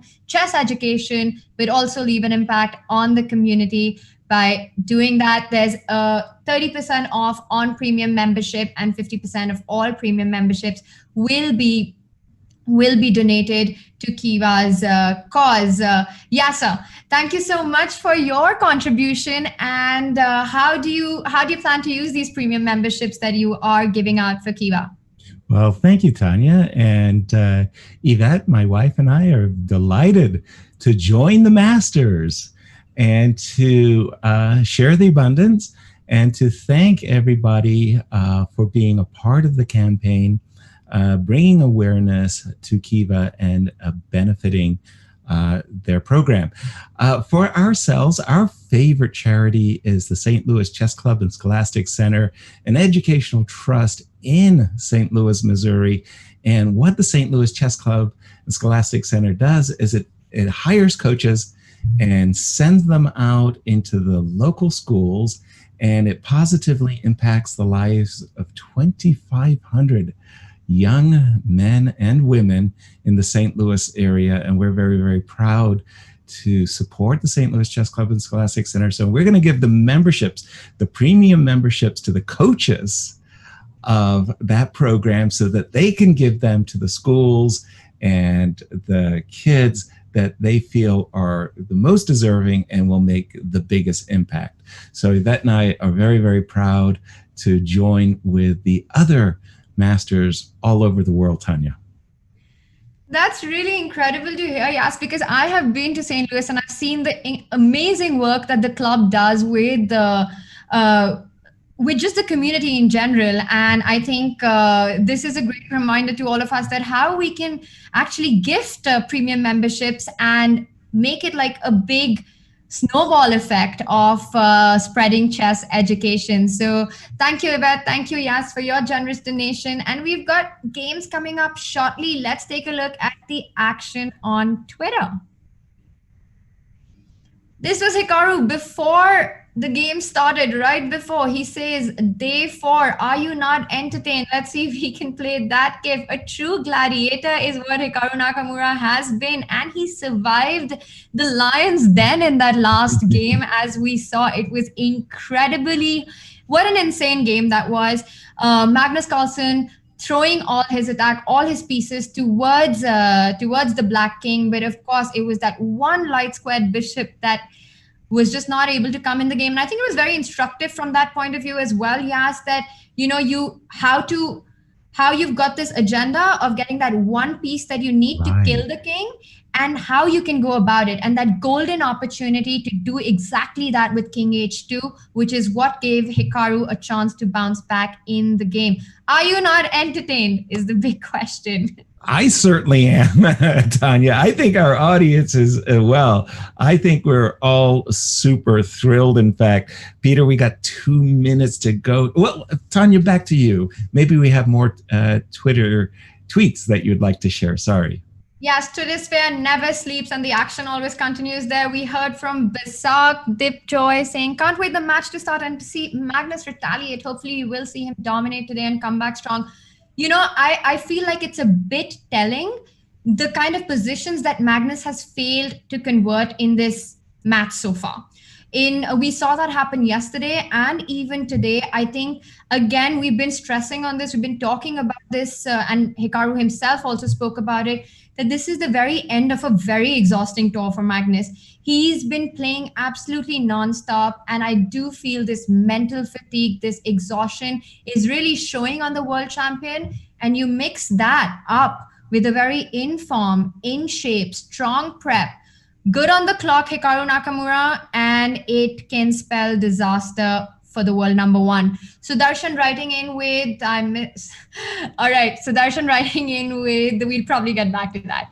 Is Magnus Carlsen finally suffering from a case of chess overkill? This is exactly the point that we were trying to make. Is he? I think he's definitely feeling it, but we know the world champ, he's up against the wall. Stamina comes into play. He has it in him. He's shown it time and time again why he is truly the best in the world. And I think it's too early to write him off. Let's move on quickly because the games are about to kick off. Ritesh writing in with, if Hikaru wins today, then it will give a big hope and strength to all the top players. Yes, we always say that when Magnus Carlsen is playing a tournament, is that a race for second place or what? Well, this one is giving us all some hope right there. And let's just speak about what are we going to see. We've got kickoff. So yes, Peter, we don't have liftoff yet, but we do have Magnus Carlsen who's seated waiting for Hikaru Nakamura to come and take his place. Magnus Carlsen with the black pieces, Hikaru with white. I think my prediction here, Yas, is that we perhaps will see a Berlin and not a Najdorf. I think Magnus is going to try to level this and then go again with the white pieces. Your prediction? Tanya, I think you're right. I think that's a pretty safe prediction. Peter, both players have been happy with the Berlin so far. What's your take? Well, my take is that you remember yesterday at some point we were talking about how nicely Black is dominating the match. And ever since we mentioned that, things are turning, right? Exactly. Commentator's curse, Peter. Welcome to the booth. Yeah, but I think it also shows the fantastic format, that all these shifts, I mean, if there would only be one set for each match, then we would not be seeing all these intrigues and all these shifts from Black dominating, then white taking over. And in his last two games, Magnus really put Hikaru on the verge of losing. And Hikaru had won his last two white games himself against Magnus. So a lot of pressure on the black side. Therefore, I fully agree with Tanya. 1e4 should be played because it's so logical. Sorry to interrupt you, Peter. I'm just looking at the players as they're sitting down. You can see that Hikaru just kind of saying, like, what's going on? How come the game hasn't started? You can see a little frustration. The players are definitely primed and ready. And it's like almost like the starter's pistol for some reason is not going off. Both players are really chomping at the bit. They want to go, Peter.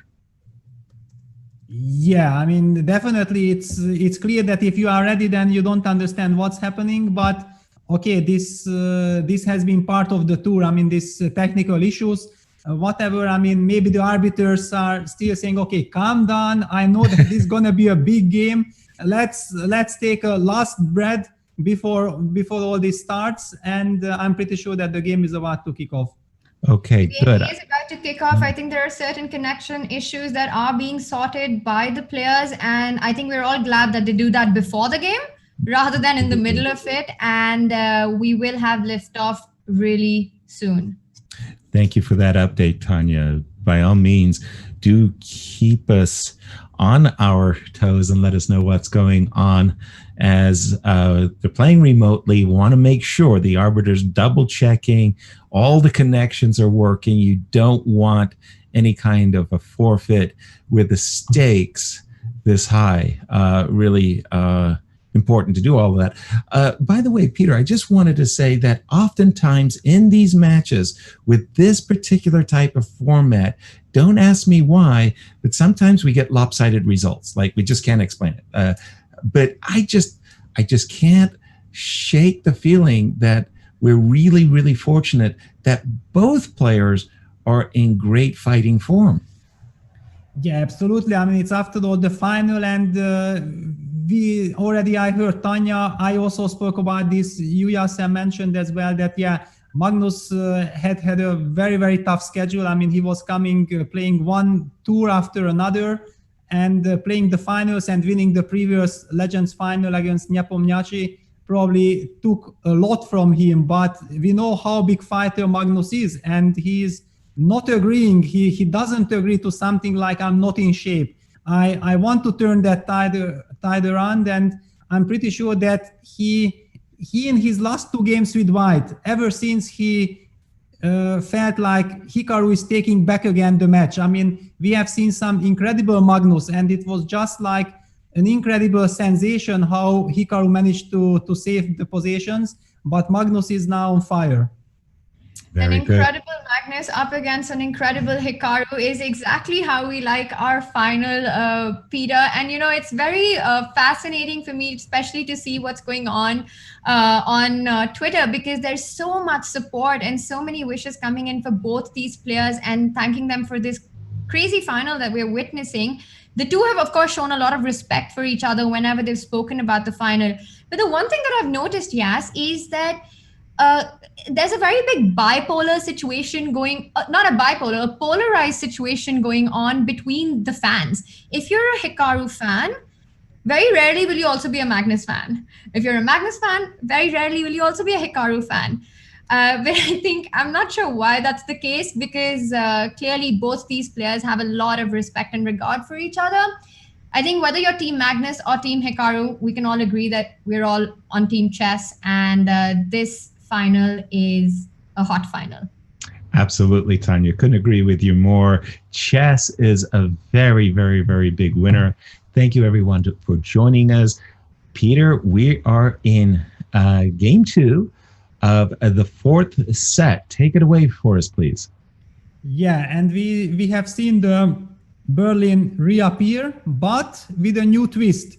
After the move forward d3, Magnus plays the move d6, which he has been employing quite rarely, but it's in the arsenal of Magnus's repertoire. One of his victories against Alireza Firuza from Vaikanzi comes to mind, but there Magnus chose the setup with bishop e7 short castle, later regrouping the bishop to g7.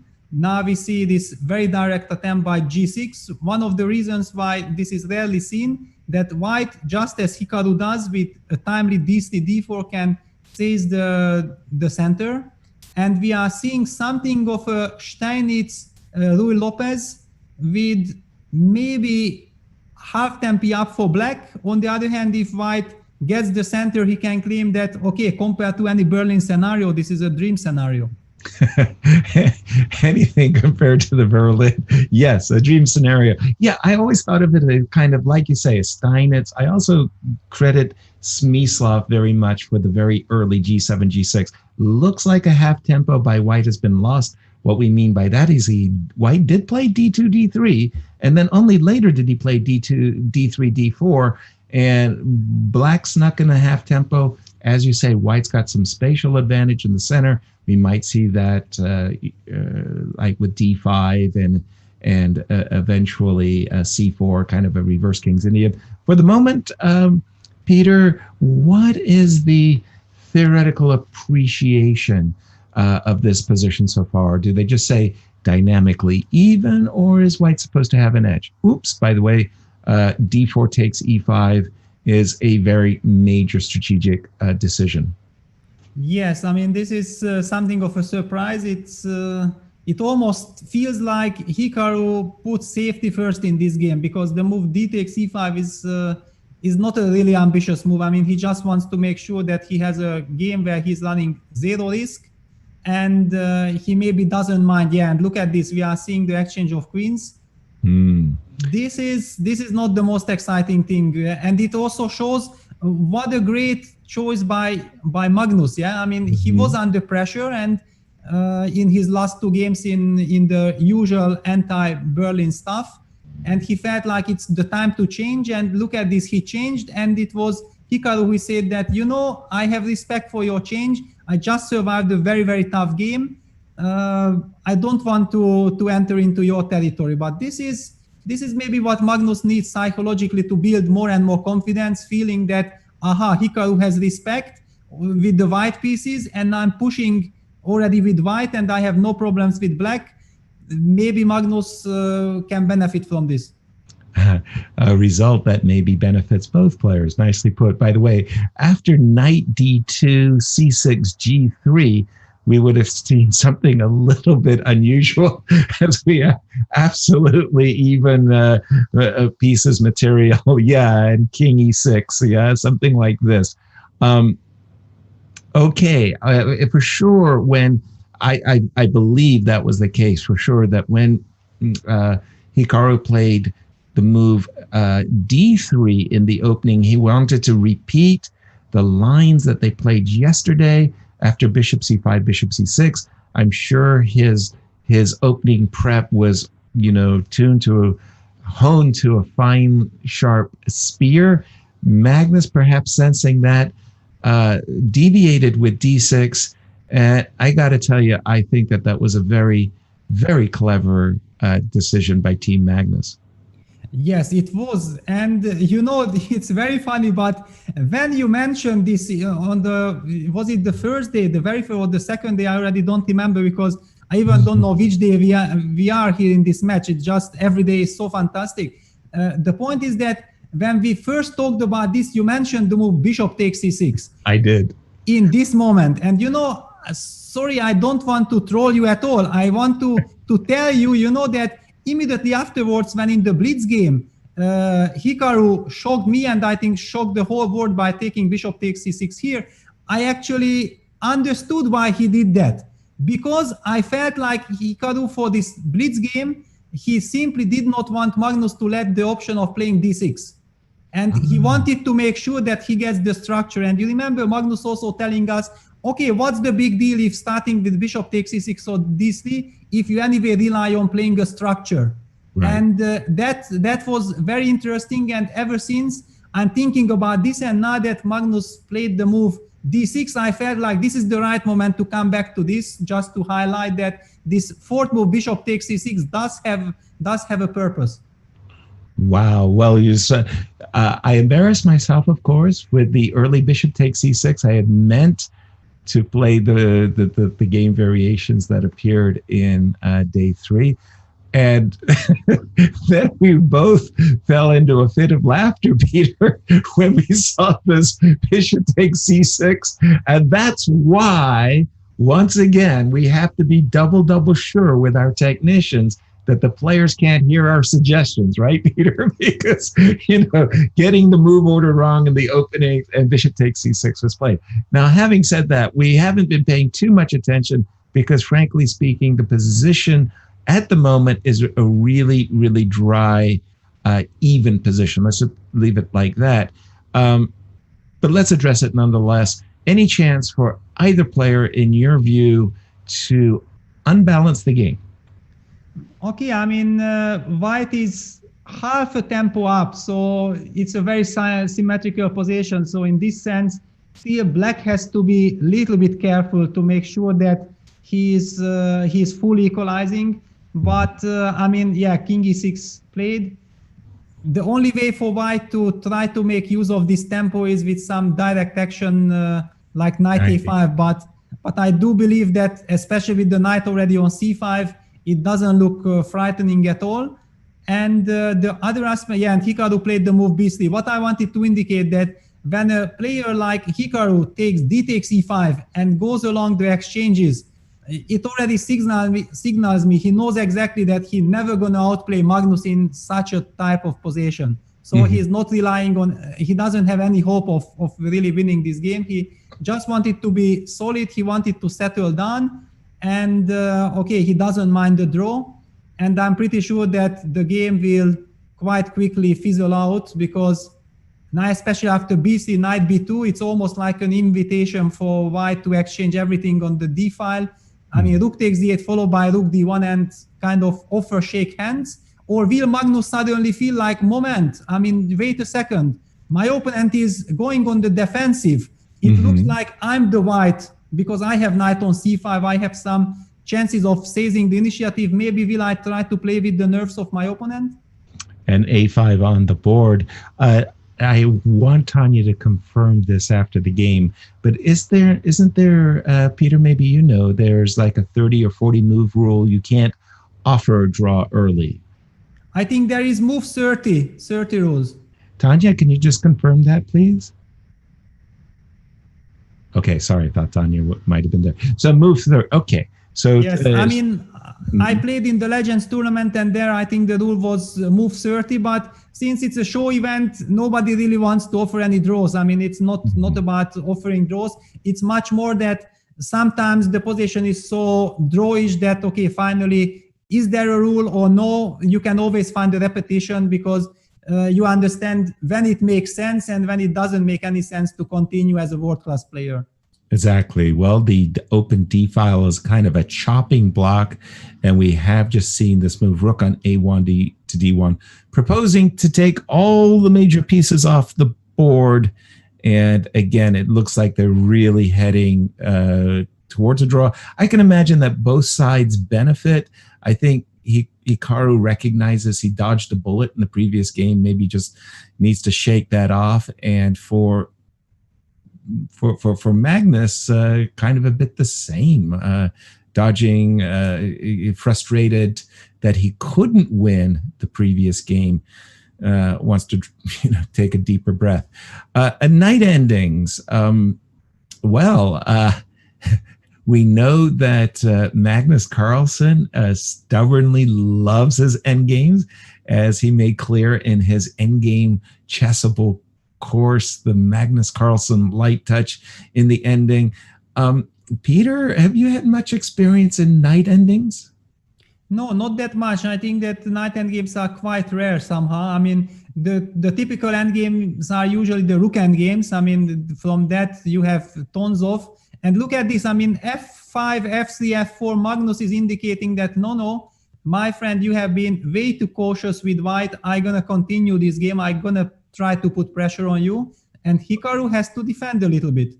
Okay, and so for example, after king e2, let's supposing you're right there, Peter, that Magnus Carlsen maybe wants to press his opponent a bit. How would he go about doing that? Well, I believe just try to push the pawns with g5. The point is that, of course, this knight on c5 is very powerful, so white will go knight f2, offer an exchange of the knights on d3, because if you go to a pawn endgame, then it doesn't really matter that you are more active on the king side. For that to capitalize on, you need to keep the pieces. I mean, you need to keep pieces alive, but there are anyway only just one pair of knights, not much to play with. But if black wants to do something, then he has to keep that knight. And to expand. So you might see, for example, to continue your variation, h5, knight d3, knight d7, Peter? Yeah, the big question was, where do I want to have my knight? And yeah, Magnus played the move h5. I'm expecting knight d3 to be blitzed out. Yeah, knight d3 on the board. And now the big question, where does Magnus maneuver his knight? Right. So in my mind, like yourself, black to press. I don't know exactly how else to put it, but to press is going to need to play g4. So if you imagine after knight d7 and Black needs to play somehow G5, G4, and maybe put his knight on G5. And, hope against hope that a move like H5, H4 is some kind of a threat. It's going to be very, very hard to create any kind of advantageous imbalance, though, Peter. Yeah, exactly. But simply the fact that this knight on d3 is so nicely placed, it targets the e5 pawn. So whenever you go g5, g4 and try to bring the knight to g5, then white will have some a4, b4 counterplay on the queen side, and your king cannot really move towards the queen side because it has to guard the e5 pawn, and white only has then, after the exchange of the g pawns, only one weakness on f3, which is very well nicely covered by the king. So I think all in all, it's understandable that Magnus felt like against the knight on d3, I'm not going to have any chances. And he opted for king d6. He doesn't mind changing. And now we are seeing a complete lockdown of possession. Exactly. And that's indeed what has happened. A complete lockdown as they've reached a kind of a position where after, for example, h4, neither king is going to break into the enemy camp, and it looks like draw has been agreed. Yes, exactly. Or is about to be agreed. Like you say, these world-class players are very, very good at discovering a three-move repetition. In this case, I think there would have been a lot of choices. Tanya, the tension is getting thicker around these parts.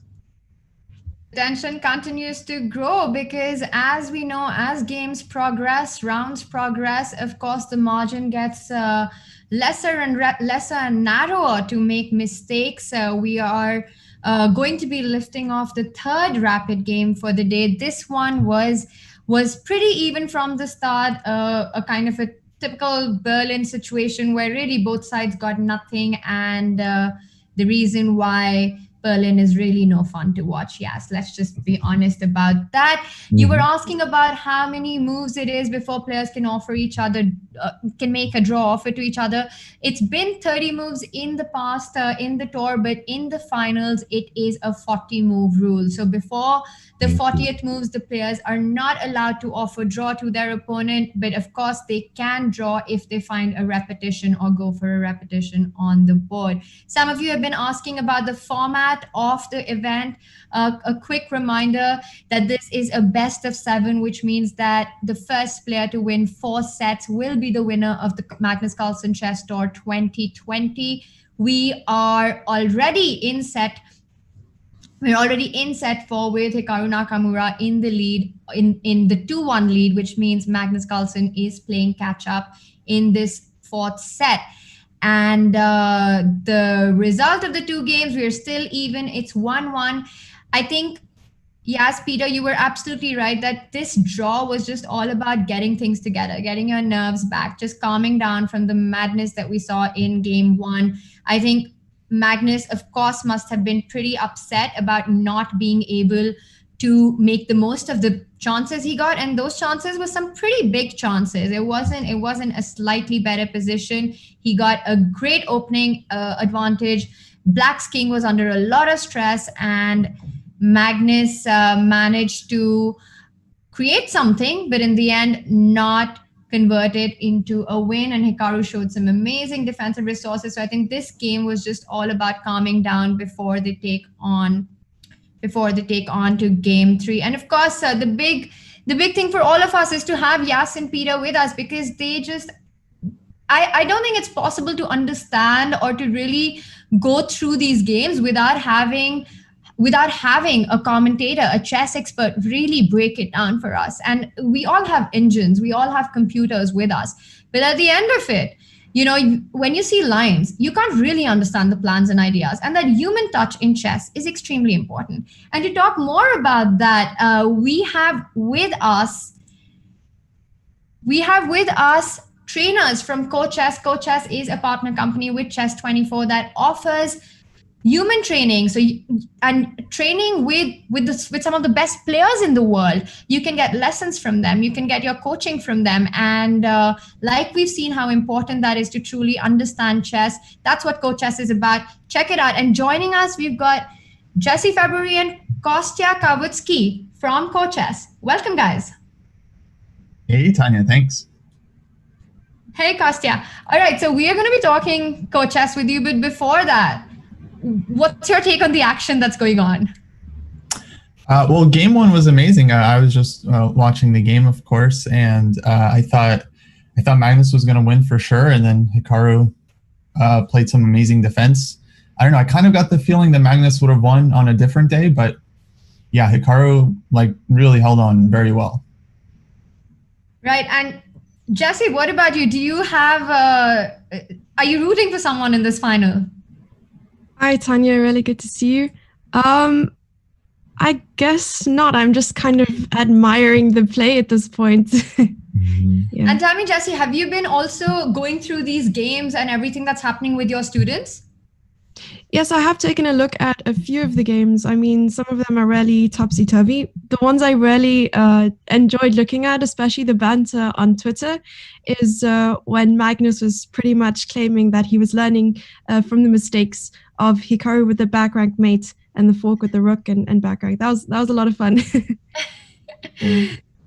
Definitely. I think the Twitter drama and the Twitter banter just adds the excitement to it. Jesse and Kostya, tell us a little bit about CoChess. When did it launch? And especially, I think what I'm really interested to know is because I think a lot of us in this online age of chess, there are so many resources online, computers, evaluation bars, these are things we're looking at. Where does CoChess come in, and why is it so important to have that human touch in training? Go ahead. I don't know. Do you want me to take this one, Jesse? Yeah, sure. No problem. Sure. Well, CoChess was just launched in the last few weeks, and the idea is to provide an online coaching platform that kind of combines the chessboard and the video and the phone element and all the interaction kind of all in one place. I guess the way typical coaching works is you meet up on Skype, and then you meet up on Chess24 or one of the other sites. And then it takes a lot of coordination between the coach and the student, and there's no kind of medium to organize that. So CoChess kind of tries to solve that. Right. And Jesse, what do you think are the factors that one needs to consider before deciding on a coach or a trainer to go with? I definitely think it's a difficult decision to make, of course. But what I found is usually you want to find a coach that you can relate to. So female players, for instance, would often relate to a female coach and wouldn't find that connection really with an open player, such as a male, of course. And yeah, I guess it's just everyone is different, and it's finding out, who you can better connect with. So it's not just about how strong a player is, but also to be able to have that equation with your coach where you can openly explore perhaps even psychological aspects of the game as well as technical parts of it. Exactly. You'd find a 2700 maybe being coached by a 25, 2600. So rating definitely means nothing. There's a big difference between being able to play really well and being able to coach really well. So being able to explain something, it's different. That's really insightful. And Kostya, I think we've got a really big example with that, because we know that Chris Littlejohn, for example, has been a long time second of Hikaru Nakamura. And I mean, we've seen the kind of prep that they've done in the past as well as for this event. And of course, Chris is himself around a 2150 player. So what's your take on the difference between being a good player and a good coach? Oh, well, yeah, great question. I mean, I think in Chris's case, he is definitely known to be a computer expert, and I believe he has known Naka for many years, so he understands exactly the kind of positions that Hikaru wants to play and get out of the opening. So I think it's very important for the coach to kind of understand what the student is looking for and what kind of positions they're actually going to excel in, because it's obviously not going to be the same for everybody. So I think good coaches, they're able to take this kind of like bird's eye view and then just kind of explain to the student like what's going on, especially when you're working with like lower rated players. You get the sense that they're making the same kinds of mistakes over and over again. And it's often like some kind of problem in their thinking, some kind of bias that, you know, you can try to correct. So yeah, of course, when it comes to these top guys, I mean, obviously they're so strong. What could you possibly teach them about chess? You can still give them like a second perspective as to like what you feel like is going on. Right, and I think that really reflects even what Jesse is saying about the different skills that are there for being a good player and being a good coach. A good player is not a very strong player is not necessarily a great coach. And Jesse, in your experience of online training and with the students that you have, what do you think is the big roadblock at improvement? What do you think it is that keeps players from improving? A lot of people who play chess, I mean, chess is not their first priority. They have their jobs or studying or school and that kind of thing. So of course they're not going to dedicate 24/7 to training chess. So having a coach definitely helps breach that maybe level of discipline to say, okay, set aside this number of hours a week, or here's some extra work. And also there's a ton of chess material out there. So it's nice to have that kind of guidance, what to start working on, maybe a certain book or a certain concept and so on, because all that material is pretty intimidating when you're just kind of going head on into what's out there. Yeah. Yeah, absolutely, because there's so much right now, and because clearly in the time that we're living in, we do have this time that we can use to improve our own game, whether we want to go pro with chess or not. I think it's something that's caught so many people's fancy just simply because it's the sport that survived. Kostya, what's your view on this entire online chess boom? And because I know that you're a very strong player yourself. I've seen you in Reykjavik as well, and what is it that got you into online training? Well, online training is definitely like really convenient, obviously, because you can work with anyone from around the world. And okay, with what's been going on lately, it's become, I mean, chess has actually, I think, excelled over the last couple of months. And I feel kind of guilty about it, actually, because things are really going well for the chess world and not great for the world outside of that. So yeah, of course, I think the online boom is probably one of the reasons why like we've had so many prodigies like in the last decade, because you can now learn chess from anywhere in the world. And it doesn't even have to be expensive. You can actually learn almost everything from watching commentary, getting very, very cheap books, like doing all the training. And you can play for free basically 24/7, which is, I think, how a lot of these players ended up getting very, very good.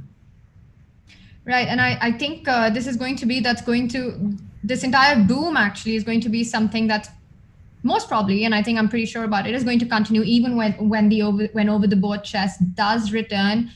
Kostya, I also want to ask you that, as a trainer, now coming into this final, Magnus, Hikaru, Magnus was a clear favorite, but we're seeing a very, very strong approach by Hikaru. Now, if you had to explain to your students what's going on in this match and this incredible final that we're having, how would you put that into words? How would you explain to somebody who's just gotten into chess, let's say around a 1,000 or 1,200 player?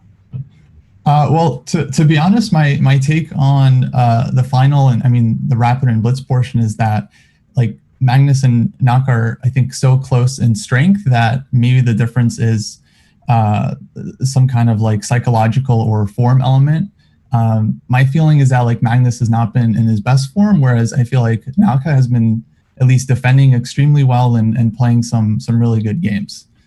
So to me, I feel like the advantage so far has been maybe psychological. Maybe Magnus just doesn't feel in his best shape. Maybe he's burnt out. Like I'm just kind of like totally speculating, but to me, it feels like more of a form thing rather than anything going on over the chessboard. Yeah, I think that's something that we've also spoken about, the aspects of it being a really long tour and how that's perhaps having an effect on Magnus's energy and just the way he's been playing. But of course, we've got two very important games coming up. And Jesse, tell us, we've been talking about this online boom and this online training. Do you think that with the computer engines, because of course that's something that all of us use, having this human touch and bringing a human coach into the mix sort of creates a more wholesome atmosphere for training? I definitely think so. Often when I'm telling my students to analyze their games after they play, whether it be a blitz game or a rapid game or a classical game, it's much better to analyze your game without an engine, because using an engine, before just looking at your mistakes to see maybe you can figure it out yourself, it makes you a little bit lazy, because now you're looking at Stockfish and it's telling you exactly where you went wrong. And I mean, relying on an engine isn't going to help us play better. It's always better to look at the game first on your own and then go back to an engine to see, where you've gone wrong. But just to rely on an engine for improvement, I don't know. But they say that there's like a big difference between human analysis and an engine. Is it like the element of strategy? I know that engines are very good at detecting tactics, but what is the difference between that? But okay, yeah. Now that's really interesting, and let's get Yas into that, because Yas, this is something that we've spoken about as well. This at post-game analysis, which used to happen so much between players before the concept of going back to your hotel room and just checking engine lines. What's your take on this? Absolutely. Thank you, Tanya. I'd love to join the conversation. Elbow bumps, Jesse and Kostya. Nice to meet you, Jesse, for the first time online.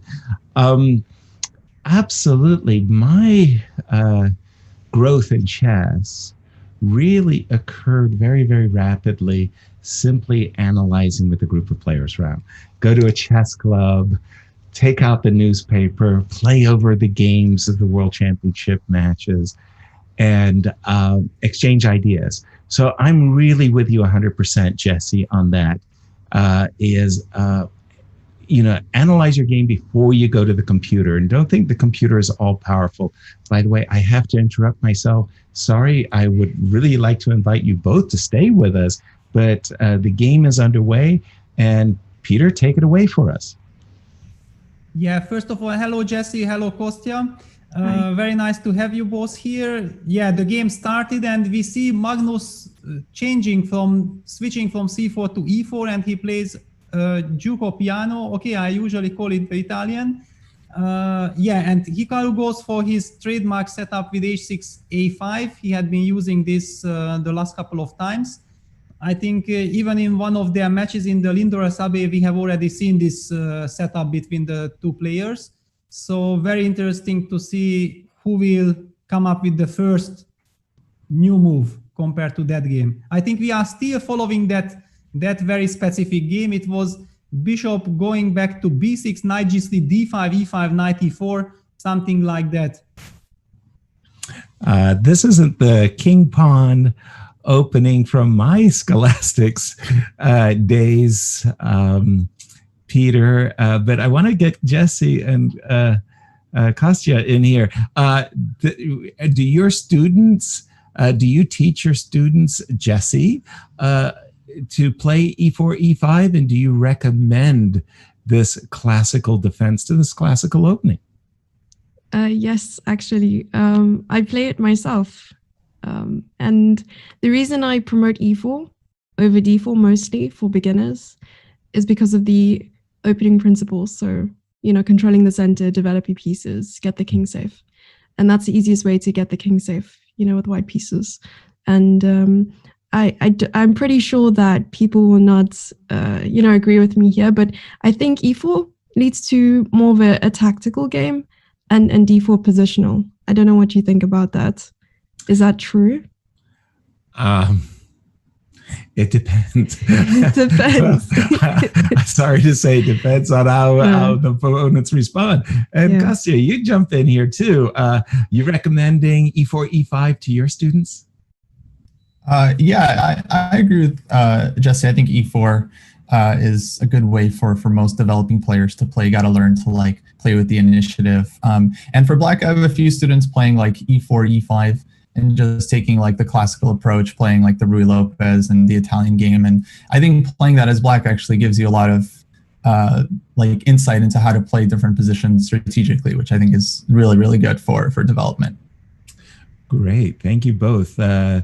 Peter, back to the position, back to the game, I beg your pardon, as we have a different approach by Hikaru. If I'm not mistaken, Hikaru's gone A5, A4, A3 and attacking. Is that a wise decision?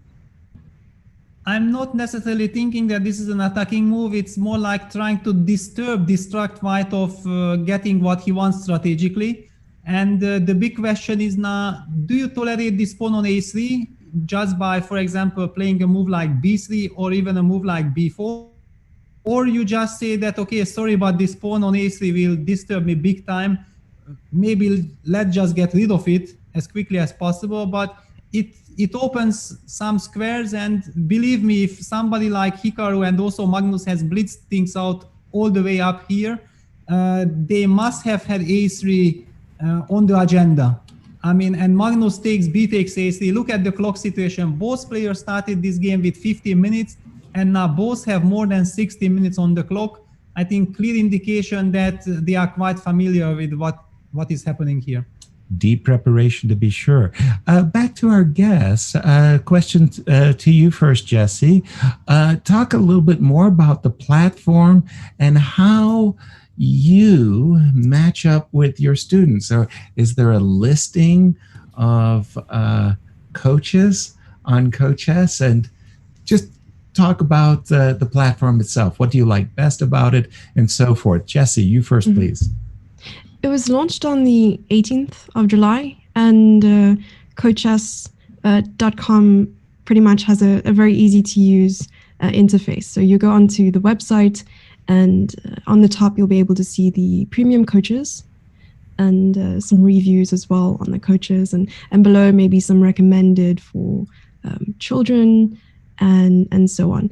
But once you click on maybe the coach you want to read more about, you'll see maybe a bio of the coach and the fee and so on. So it's definitely easy to use. And also the nice thing about the platform is what CoachS is trying to do, just kind of rope in everything in one website, is to communicate with a student, also to have a board there uploading PGNs and games and homework and that sort of stuff. So I really, really enjoy, and even the video feature is cool. So I enjoy the website, yeah. Easy to use. And you, Kostya, what's attractive for you about the platform? And are you proud to be on a coach on the platform? Yeah, absolutely. So I'm one of those premium coaches along with Jesse. We've also got someone you probably know, Yasser, Grandmaster Jesse Cry, working with us. Absolutely. Yeah, along with GM Mihailo Alexienko, and I am Alex Astane. And I think WIM Raluca from Romania. And so the site is great because it can match students up with coaches. Students can see reviews, and all the coaches are kind of verified and trusted. That's not always something you can get when trying to book someone online. So that's kind of important. And I like that it really makes the whole thing like very professional. Like it just connects the student with the coach. It sets up the training in kind of like a very serious and like pragmatic way. Well, the board, it's very cool. You know, all the PGNs are saved. It's very much like having your own online database. And I think coaches know like it's very important to be able to like save your material and have the student review it more than just like that one session. So I think that's probably one of like the better features that they have. Cool. Another quick question as we return to Peter. Prepare the answer, if you will, please.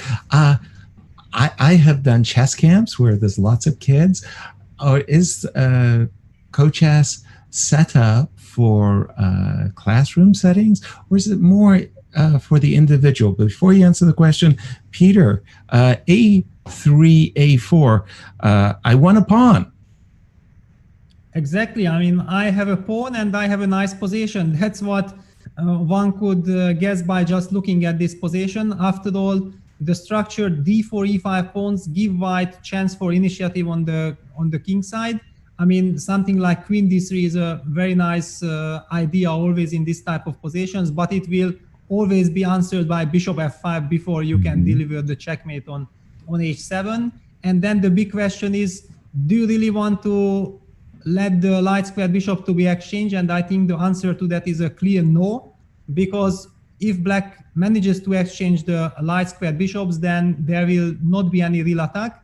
And also the pawn on a4 might turn out to be a weakness after some queen d7, hitting the a4 pawn. So white wants to keep the tension, white also indicating that I might be activating my bishop via a3 and making use of that. My a4 pawn covers actually the ac square. The big question is, how will black create counterplay? And here the big question that, will you ever play something like f7, f6, which would open up the rook on the f file, but at the same time would weaken further down the king side? I'm not sure about that either. The other question is, can black somehow target the d4 pawn? Because after all, if the pawn on d4 would fall, then everything would make perfect sense for black. Hikaru did choose the semi-waiting move with queen d7 just to show like, I mean, please show me your idea, I'm getting ready for the action. Absolutely. Thank you. And to our guests,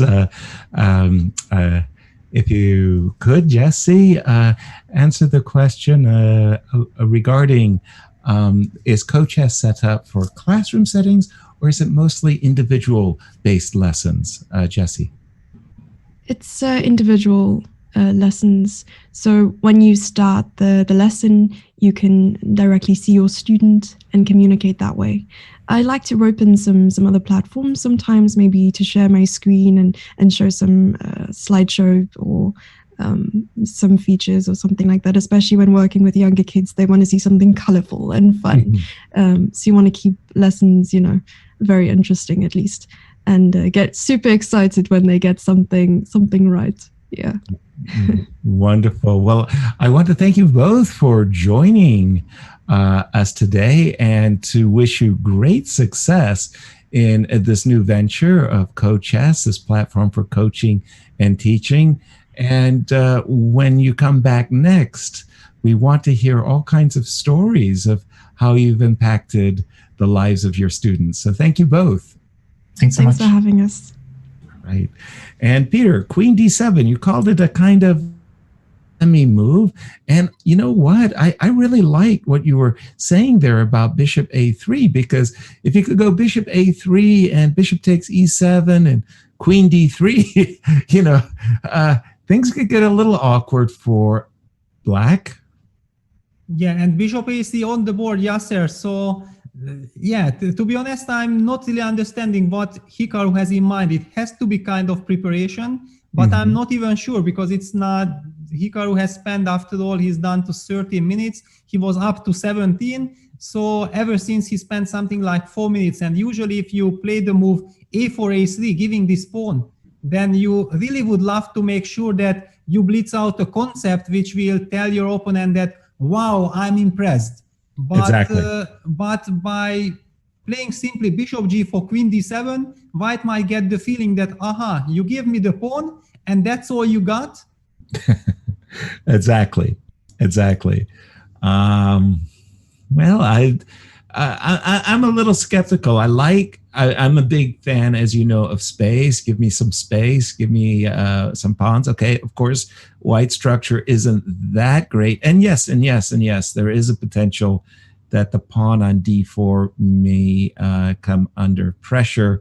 But I'm looking at a slave king. I'm looking at ideas from white's point of view, maybe including rook b1, rook b5, where, on a good day, I'm hitting d5. I'm kind of prepping a4, a5. I'm just seeing it kind of easier for white to play. And there we have it, a very direct route indeed by Magnus, as he eliminates a knight. He prepares queen d3. And essentially, Peter, whether you like it or not, you're going to play g7, g6 here. Yeah. I mean, Magnus playing instantly bishop takes e7. It's clear that, especially after rook f8, black has solved the problem of the pin.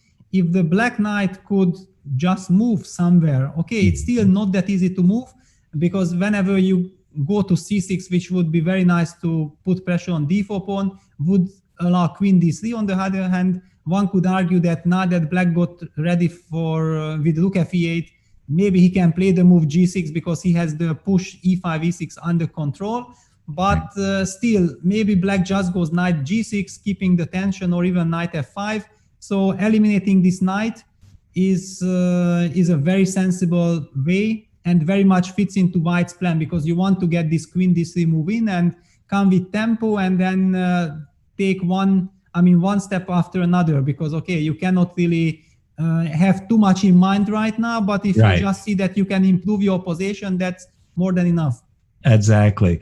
I have a very direct question for you, Peter. It seems like somehow I managed to trick you. I take the initiative when I see attacking chances, and when I don't see good attacking chances, I ask you for assistance. I'm looking at rook takes e7. Queen takes e7 already on the board. Okay. Well, what I wanted to ask you specifically was like queen d3, g6, knight h4. And yes, you know what I want to do. I just kind of I want to sacrifice not my pieces. This is very important. I want to emphasize this. Don't want to sacrifice my pieces. I want to sacrifice Magnus's pieces. Yeah, I perfectly understand you. I'm even not sure that after queen takes e7 we'll not be seeing the same construction, because I mean the knight on h4, and then even imagine something like king going to h2. I mean knight h4, king h2, and then f pawn advancing. So black has to make sure that he hits on d4 as quickly as possible. But I mean, can you really hit me if I go knight h4? Well, exactly. The intention behind knight h4 was kind of to delay or prevent queen b4, because, well, I was about to say knight g6 is about to land into the position, but there is maybe a counter strike on d4, and Okay, I have knight e7 check to start with. That's a nasty one, Peter. Nice. Yeah, quite pleasing from the white side. Yeah, from the white side. That's right. And after all, let's not forget you have taken the white side, so I feel obliged. Like after knight h4, I should be helping you, because thank you very much. It wasn't that fair that I started talking, and then I let you answer how to deal with knight h4. Well, in such moments as a commentator, Peter, I always feel it's very important to seize the initiative, especially when it's in your favor and you get to play the attacking side. One thing I think that after a move like knight h4, black might want to consider rook a6 as some kind of a crazy defensive reaction, just that, I don't know, that the rook could somehow keep e5, e6 under control, keep g6 protected. It does feel, however, a little bit, well, maybe even a lot of bit artificial. I don't know. Just your take, if you will. Yeah, I mean, rook a6, if you get it, maybe you need to, but I mean, knight takes g6 is such a big threat, especially now that you removed the rook from a8, which protected the rook on e8. So then knight takes g6, of course, is an even bigger issue, because all of a sudden it's checked, the bishop is hanging, and you can no longer play queen g7 because the rook on a8 is hanging. Precisely. So in general, of course, this rook a6, when you mentioned it, I said, wow, I mean, you are also perfectly in shape. I mean, it's a very nice resource. On the other hand, how to get it done? Because if you have to play the move bishop a5 first, one doesn't feel like you really want to move this bishop from b6, which was eyeing the d4 pawn so nicely. But, there should be... and Magnus finally played knight h4, because I felt like, what are we missing? I mean, it's such an obvious move, and I'm pretty sure that Magnus, even a bullet game, would have played knight h4 automatically, and now it's a rapid game, and we are seeing that Magnus finally often played a very good game, and then at the end, time was a factor. So in this sense, I have the feeling like if Magnus has a move which he feels that it should be played, he should not hesitate. He should be doing it quite fast, not to run the risk of such scenario to be repeating. Remember a very nice interview that Hikaru made during a U.S. championship. He says, sometimes you just have to trust your instincts and play quickly. In this case, I really liked what you were saying too, Peter, that after the move knight h4, if you can follow it up with moves like king h2, followed by an advance of the f pawn, whether you go f3, f4, or f4, f5 right away, that advance of the f pawn, the more I'm looking at it, the more I'm saying, oh, that's scrumdiddlyicious. Everything is going in Magnus's favor at this exact moment, Peter. Yeah, I fully agree. I mean, I just don't see it. I mean, what is the attractiveness of black's position? You are kind of pawn down. Okay, this pawn doesn't really make so much sense, but still psychological. We know we are pawn up. The b file is open. So as you already previously mentioned, this plan of playing rook b1, first of all, eliminating any kind of queen b4s, but also targeting this bishop on b6. Right. Black's pawn, and Hikaru goes for queen b4. So does he indicate that he's ready to go for that endgame? Because after knight e7, it was not game over. You had the move king f8. King f8. Yeah. I simply thought, like, before we don't get here in the game, I did not want to go into all the details because it might be just not important. But now, after queen b4 is played, this line is of very crucial importance. Absolutely, yeah, because you did show the nice mate, the checkmate that did exist after knight e7, rook e7. Yes, that's the one. But king f8, of course, is the most challenging move because now chaos on the board once again. Whether Hikaru is happy about it, that's a different matter. But f2 is hanging, a1 rook is potentially hanging, knight on e7 is hanging. Peter, break it down for us. What the heck is going on? Yeah, if I knew that, it would be great. You'd be in the finals. Yeah, definitely. I mean, you'd be playing right now in the finals. It does look, though, that white is rocking it because always, to our audience, when you're looking at these types of attacks where you think it's chaotic, stop for a moment and just compare the kings. Whose king is safer? You're about to show us, Peter, knight takes d5, queen takes f2, check, king h2, and I will make a very compelling argument that it's white's king who is much safer than black's king, as I'm eyeballing queen h7, h8 mate, rook f1, rook takes f7, and I'm going to deliver a mate. Yeah, and we are maybe about to see this line because knight e7, knight takes g6, queen d4, knight e7, check, king f8 on the board. Knight takes d5 is played by Magnus. Yeah, so basically before playing knight h4, that was the hesitation of Magnus because he understood that if I can play knight h4 and have a follow-up, everything will be fine. So black is forced to go queen b4, and everything comes down to how to evaluate this position after knight takes d5. Exactly. By the way, I should correct myself. I do now, at looking at the position, I think queen f2 is really egregiously wrong because it's just going to open up the f file. And again, black's king is about to get killed. I'm not so sure about the endings, however, Peter. What's your take if black avoid? Well, first of all, do you think he should play queen f2 yourself? Well, it's a very tough choice. The problem is that, of course, you would love to take a pawn because this pawn is quite important for white structure. On the other hand, if you are taking the pawn and then you will not be able to exchange the queens, then you most probably gonna get mated. The other question is that if you just take on d3, for example, bishop takes d3, bishop d4, then still some fork on c7 is coming. There is also some fork on f6 looming. I'm not sure how comfortable black is about this. And let's not forget, even after taking on e5, black still will be a pawn down. So the endgame is maybe not a dream scenario. And Hikaru chose to go for this queen takes f2 check, but I cannot believe that this works. I mean, king h2, rook a d8, of course, only move. But what happens after rook f1? That is the key question because... bishop f5, that's the resource. Boy, I was about to say, I did not receive that resource. I even saw a or maybe bishop e2. I mean, pardon me, it's so complete, but I mean, after bishop e2, I have moved like queen h7. Yes. And I'm threatening mate and the queen. Yes. And if you go bishop f5, I have the side check queen h3.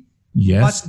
But you have the move queen c5. I mean, it's a crazy position. Sorry to interrupt, but takes. No, please. Even after taking on f5, you take on d5. And after bishop b3, you have the move rook e takes e5, keeping things under control. Of course, I don't have to play bishop b3. I can play rook af1, looking promising.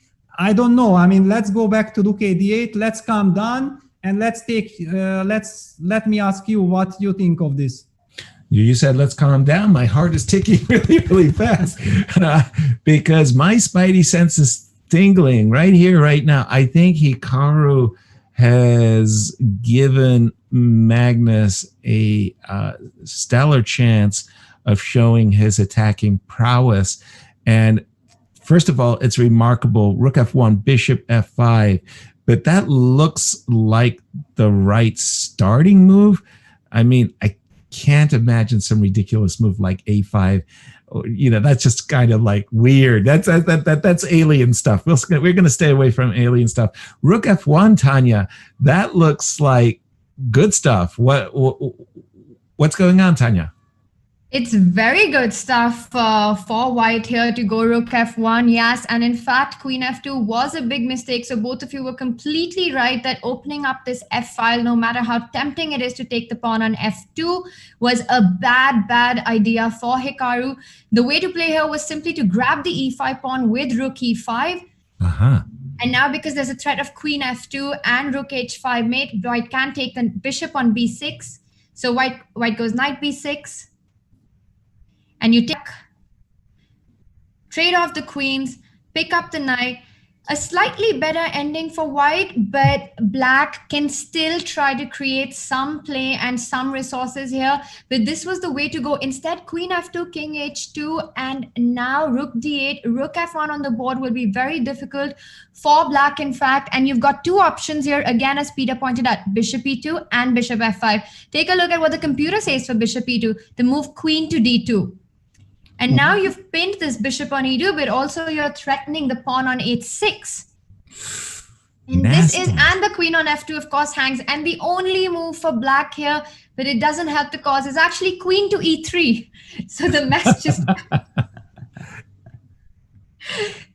just continues. You just simply trade off the queen and pick up the bishop with the knight. And this is a good position, a very good endgame for white. And instead of this, if you go for bishop f5, white's got a huge advantage in that last ending we saw. If you go bishop f5, then you're absolutely right, Peter. You go queen a3 check, queen c5, queen c1. You don't even need to trade off because queen c1 is again. So this h6 pawn in both these lines that we've seen with the move like queen d2 and queen c1, just eyeing this h6 weakness, which doesn't come very easily for us to understand. You know, there's this little pawn just at the edge of the board. And rook f1 is on the board. Of course, a big decision for Hikaru to go bishop f5 or bishop e2. The point, if you can just bring back that queen c1 position. Yeah, and just a second, Tanya, to interrupt. Let's take a look at Hikaru's camera. I mean, Hikaru is going crazy, I think, because he maybe just realized that he had missed some detail and he's in trouble. I think he does know that, Peter. We can totally see that with his expression. We've often seen Hikaru not look at the board. He does this even in over the board chess, where he's extremely expressive as a player, and he's one of those players. I think he reminds us all of a little bit of Gary in that way. His expressions are very telltale of what's going on the board and what's going on in his mind. Rook f1 on the board, the only two moves, bishop e2, bishop f5. And as we were discussing with bishop f5, I just quickly want to go through this line. Queen c1, king g7. The game still goes on, but the point is that after rook f5, rook d5. And now queen to f4, threatening the pawn on f7. And if you fall back with the rook to d7 or rook to e7, because you cannot allow rook f7, queen f6 coming in, you don't have time to pick up the bishop on c2. This is disaster. So instead, if you fall back with rook d7, this opposite color bishop is actually clearly better for white with a move like bishop b3, because f7 pawn is very weak. And we know that in opposite color bishops, it's not about how many pawns you have, but the safety of the king. And rook coming to f1, f7 being extremely weak. This is all white, all round. Wow. Thank you very, very much for that, Tanya. Just before you do break away, I was thinking, okay, man, rook f1, rook takes d5, Tanya. I mean, I close my eyes. Is it? No, that's just, yeah, no, can't do it. I was going. You can't take on c2 because of f7, unfortunately. Exactly, and no, bishop e6 is not desirable. It looking very, very tough for the American, Peter. Yeah, absolutely. I mean, Magnus on fire. And again, you know, it comes to, but this is maybe all chess.com, I mean, chess24 or Chessable fault, because ever since, you know, this advertisement of Magnus attacking without sacrificing appeared, it looks like Magnus is getting all these positions of, you know, just attacking for free. And here he did not even sacrifice anything yet, you know, and he is pawn up, even in that very last position, which Tanya mentioned. I mean, after capturing everything, you remember here, opposite colored position after rook d7, and white is still pawn up and attacking. You know, this is completely crazy. I mean, this whole sequence, and you know, it feels like there is this mystic that whenever Magnus gets an attack, he gets it for free. It's true. And also there's that nasty, nasty looking move, e5, e6 with, you know, a terrible discovered double attack. This looks like, you know, a tactics gone wrong, so to speak. So rook f1, and as Tanya was saying, I mean, Hikaru is such an expressive player over the board. He shakes his head vigorously. He definitely feels, well, he realizes that he, in a crucial variation, he's miscalculated something, Peter. And what is he? Well, we've seen his tenacity. I mean, he's come back from what we think has been miraculous saves. Magnus, if he doesn't win this one, I think we gotta we're gonna have a suicide watch. I mean, like, what does he have to do to win? I mean, Tanya, I feel Magnus has to win this game, not only to stay in the match and so forth and so on, but I mean, just for his own self, good feelings about himself. Oops, sorry, Tanya's not there. Peter, you're looking at a different variation. Rook takes e5. Yeah, because rook takes e5 had been played by Hikaru, and I think practically it's the only way to play. I mean, you have to create counter chances because you understand that you're gonna be mated. And I wonder maybe that from distance, Hikaru relied on this, that he's escaping thanks to this rook takes e5. Right. And to his horror, he had to realize that he missed something in his calculation. I can see it right away what he missed. He probably expected bishop takes f2, and thanks to the threat of rook h5 check and mate, he was anticipating that knight f4 would be forced. He could capture the queen, but as you're pointing out, Peter, white has this beautiful little intermezzo move, the square a3. Remember when white played the move a4, how could Magnus have guessed his queen needed the a3 square, Peter? Yeah, I mean, this a3 square, he already made very good use of it with bishop a3 and capturing this knight on e7. Right. And of course, Hikaru couldn't take on f2. He's taking on d5. But this is clearly something that he had to come up with simply by elimination, because it looks very, very bad. Okay, now rook takes d5 on the board. Is there a forced win for Magnus? Again, boldly stating the obvious, Magnus has missed some terrible opportunities in this match that he really can't believe he hasn't won. He's winning now, but there's tricks, Peter. Yeah, tricks all over the place, but Magnus still has, I mean, he had like 5 minutes when rook d takes d5 was played, and he has already been calculating this line, so I believe he should be able to figure it out.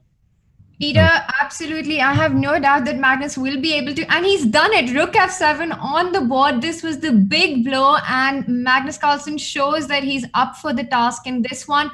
Hikaru's come out of some hellholes in this match, but I do not believe this game's going to be it. And now the computer shows that White continues to insist on the sacrifice with rook f8. The entire point of giving up this rook for the f7 pawn is that you want to open the f file for your other rook to join into the attack. King f8, you give a check, and if you go king e7 here.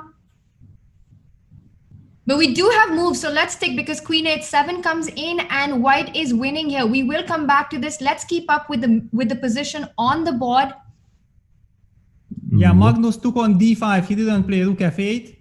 He took on d5. Rook takes d5, bishop g6. I mean, it looks like a technical win. Of course, rook f8 was a brilliant, unhuman way of winning it. This queen takes d5, bishop g6 is maybe exactly what a man with nerves needs. Yeah, I must say that the rook f8 variation, Tanya, you're going to have to share that with us at the end of the game. But bishop g6, to my eyes, looked like the more human move, because I'm sitting there going, I'm terrified, just terrified, Peter, of the rook h5 landing with checkmate. Oh, my friends are going to be laughing at me. So I'm going to play bishop g6 and make sure I'm not going to lose a brilliancy that will be published till the end of time. Rook e1 after king d8, Peter. Yes, and rook e1, this is very, very important because White has to go with the initiative. Let's just imagine that the black king somehow miraculously escapes on e7, and then with this damaged pawn structure, and thanks to the very nice construction from black, there are very good drawing chances, and we have already seen Hikaru escaping so many times. So Magnus definitely wants to make sure that he will not let this king escape, because that's the biggest problem for black, a part of being material done. Right, and with this move, rook e1, I'm anticipating a move like rook on f7 to g7, so that the e8 square, which will then be protected by the bishop, will allow for the double rook checkmating pattern. And yeah, that king, unfortunately, just as you said, if the king were magically escorted to the a7 square, there's fighting chances. Not so in this case. It looks like, to me, the king is rather trapped. But having said that, okay, let's imagine, I don't know, Peter, what can I think I'm going to have to, no, bishop d7 immediately. I have to play c6 because bishop d7 immediately runs into rook f8. Yeah, but I mean, if c6, then you open I lose. Yeah, that's right. Yeah, exactly. I mean, basically, I think the big problem is that black doesn't have a move. Right. That's the problem. I mean, he is materially done, and you would need a very good move, and finally c7, c6 played out of desperation, because this is certainly not a move you want to play. Nope. d7 pawn is falling with a tempo, but simply there was nothing else. I was about to say, was that the tricky move, bishop h5, Peter, for black? I mean, c7, c6 is kind of about as close to resignation as you can get. Bishop h5 might have been a better fighting chance. Is there just a clear refutation, Peter? Well, I believe there should be a clear refutation, because otherwise Hikaru would have played it for sure, knowing Hikaru. I mean, maybe do I have a forced win with just rook f8 check, king d7, bishop f5 check, followed by g4? Yes, you do, and that. Getting out of not just this, but where you go, because king c6 runs into bishop e4, and king d6 runs into rook d8 check also, and I can take on d5, bishop e4, bishop takes b7. I mean, everything falls apart. Maybe I have even something else.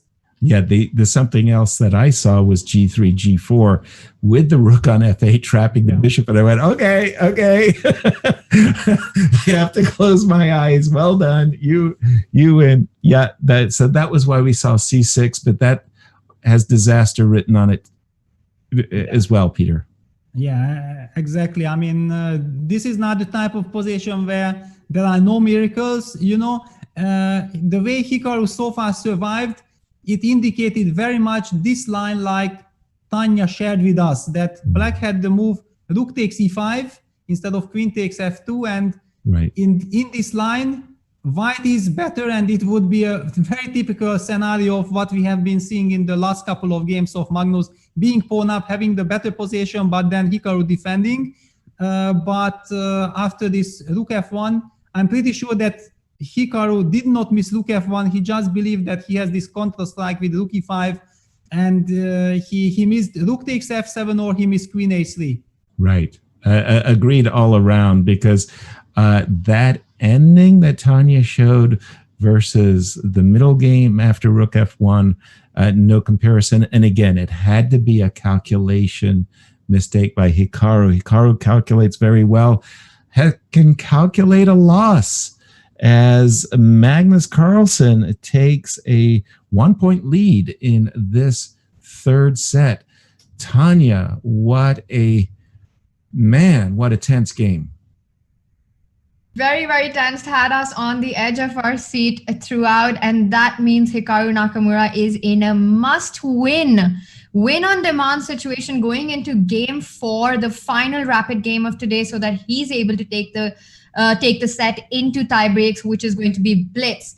Hikaru Nakamura will be playing with the white pieces and will need to win that game against the world champion. This game was absolutely immense, super impressive play by Magnus, finding the right moves at the right time with the right blows. Rook f7 was absolutely brilliant. You were totally right, Peter, that bishop rook f8 continues the brilliancy, but queen d5, rook d5, bishop g6 is just a very human way to go into an end game where you don't need to calculate and you're completely winning. And this is not one of those slightly better extra pawn, but black's got resources kind of position. This is just game over. And that is what we saw. So Hikaru now has to think about what to do against this Geico situation that he faced here. And if you are wondering what you need to do against e4, we've got help at hand, because we do have a lifetime repertoire course by Anish Giri, where he shows us and where he tries to make French great again. Have a look at this.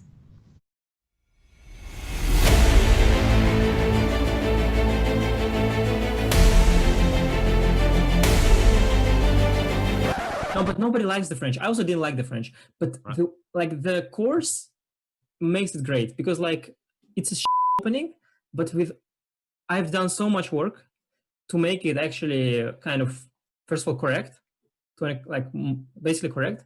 Also like fun. I mean, I'm making, like, I basically recreate, like I take this crappy French and make something great out of it.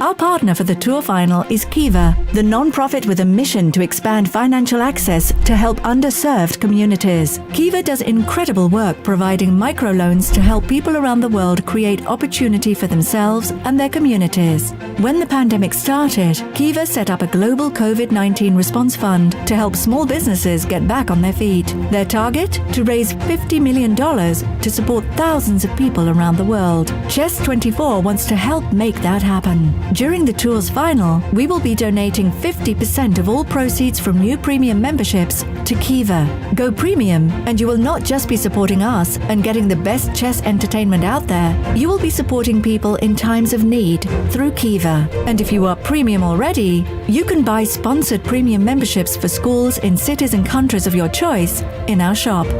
Let's show how chess can play its part together.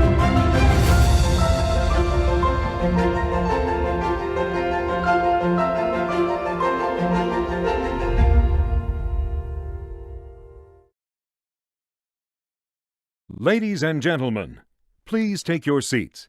The show is about to begin.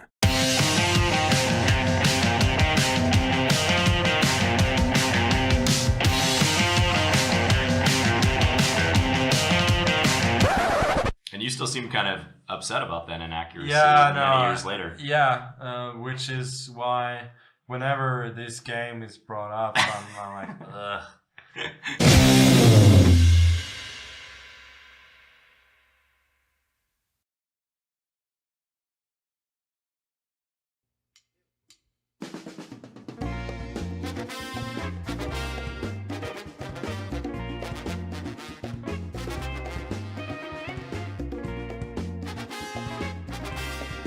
When you look at farmers in the rural areas of Tanzania and Uganda, the way that they farm is very manual, labor intensive, and they can't afford to buy equipment outright. And so we're focused on raising the level of income by selling productive use equipment with financing.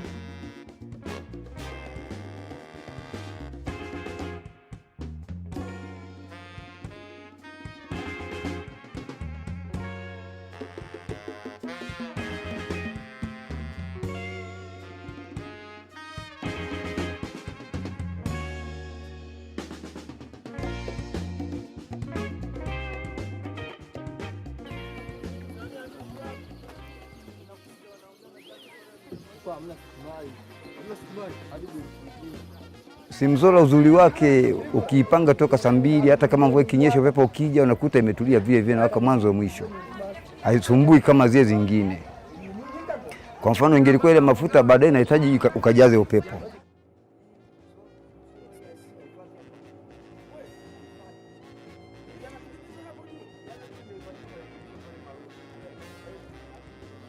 Tofauti na sasa hivi, ukishadumbukiza ile sola, unarusha ile nanga, unatulia, unapumzika. Kama ni ndani ya lisali moja, unatulia lisali moja, unakuja kuanza kazi.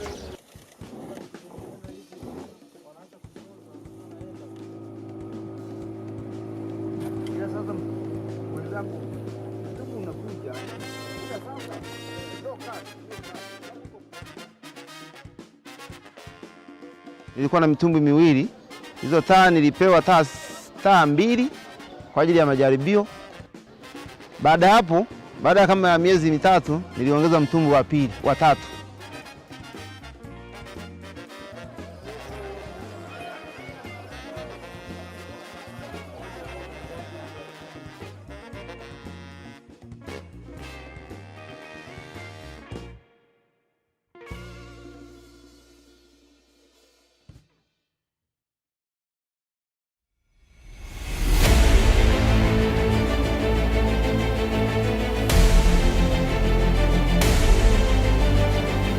No, but nobody likes the French. I also didn't like the French, but the course makes it great because like it's a opening, but I've done so much work to make it actually kind of, first of all, correct, to like basically correct. Also like fun. I mean, I'm making, like I basically recreate, like I take this crappy French and make something great out of it.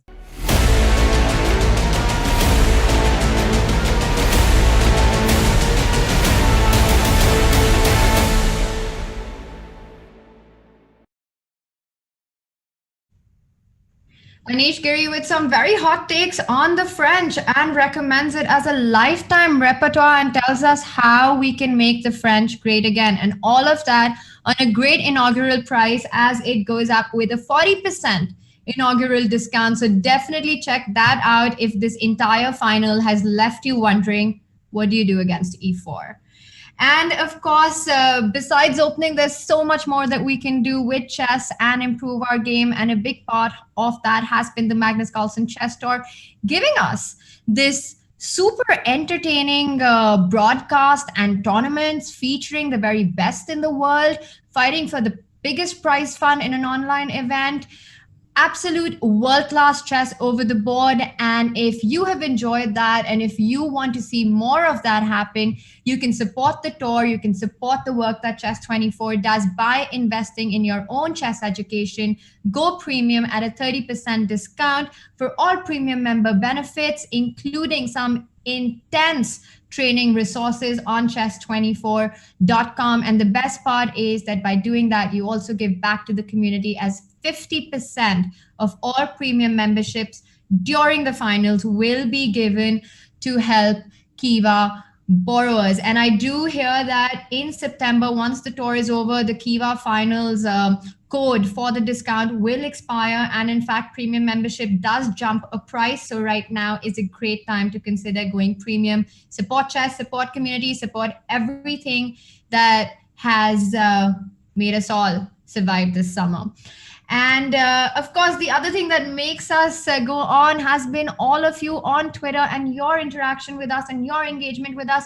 So let's take a look at the action. But before that, again, a big shout out to Yvette and to Yasser for their generous contribution to the Kiva campaign, donating premium memberships worth €1,000. And as Yas pointed out earlier, that these will be given out to coaches in St. Louis who go out and help the community and train the community and perhaps pass it on to their students, whatever resources they're able to benefit from this subscription. So big shout out. Thank you for that, Yas. And let's take a look at what's been going on in the Twitter world. Wimmel writing in with, well done, Hikaru, rooting for him. How are players able to play so fast? Are they using a touchscreen to play more? I don't think they're using a touchscreen. I know that in the past, some of the players have been using the, oh my God, and I'm totally blanking out on what it's called, the red thing on the laptop. Someone tell me what it's called. But you know what I'm talking about. The mouse button, the like the old IBM mouse button. What? It's called a track point. Track point. Sorry. There you go. So we know that players have actually been using that, which which is very, very difficult to play with. But I hear that even some of, I think it was even Anish using it, but I'm not really sure on that. I think the players are using a normal mouse. I think touchscreen would just mean so much mouse slips going on, I feel, on the screen. Could get very tricky with that. Magnus is indeed from another planet, and Hikaru Nakamura is playing catch up in today's set going into the final game. Let's see what happens. We also heard from Samik. GM Hikaru is really showing off his skills against Magnus Carlsen, and those games are just a treat for the eyes to see and lots of lessons to take from the games. Absolutely. I think there's so much just instructive, educational, entertaining chess that we're being treated to. And a big shout out to our chess experts, Grandmaster Yasser Saravan and Grandmaster Peter Lecco, for calling out the action and breaking all of this down for us, because otherwise it just goes over our head. All right, let's move on. We also got John writing in. Shout out to John. He's been a big follower and a supporter of Chess24 and the entire tour. We've heard lots from him. Thank you, John. An amazing save by our American champion Hikaru, and the world champion really took the fight to Naka. Incredible first game all around. I think Hikaru's been surviving by the thread in some of the games of the past and shown immense defensive resources. But what we saw in the last game, in game 3 of today's set, there was just no coming back after that Queen F2 disaster. I think it's just the kind of position which basically the king is so exposed. All the pieces are thrown towards the king, and it ended up being an endgame with absolutely no chance to hold on to. So Hikaru Nakamura must win the next game for us to get a blitz tiebreak for today's game. Simon, maybe I'm missing something, but it seems that d4 is a much better way to play for a win compared to e4. Well, the last game might have put that into question. Definitely no Berlin there, because we saw Geico. We saw bishop c4 instead of bishop b5 there. And yes, it's been interesting like that, the opening choices and how black's been the one who's been pushing so far in this entire final, with white really struggling to get something out of it. And I wonder, yes, if it's also interesting, like for 1d4, is there something as solid as the Berlin like we see against 1e4? Because I can't really think of anything. Well, the Queen's Gambit declined has been the go-to defense. A big shout out to Simon Williams. Thank you so much, Simon, that you're watching the show. Simon, of course, has some marvelous chessable courses that you really, really do need to check out. So Queen's Gambit declined has been used for generations in World Championship matches. At one time, the Lasker, the exchange that Emmanuel Lasker introduced, Vishy Anand, your countryman, was using it also for his World Championship matches and defeated Veselin Toad. So yes, I actually like d4 over e4. I think e4 is too much theory for me. Only hard workers like Peter Leko can possibly find the answers in e4. Peter, your answer to our colleague Simon Williams.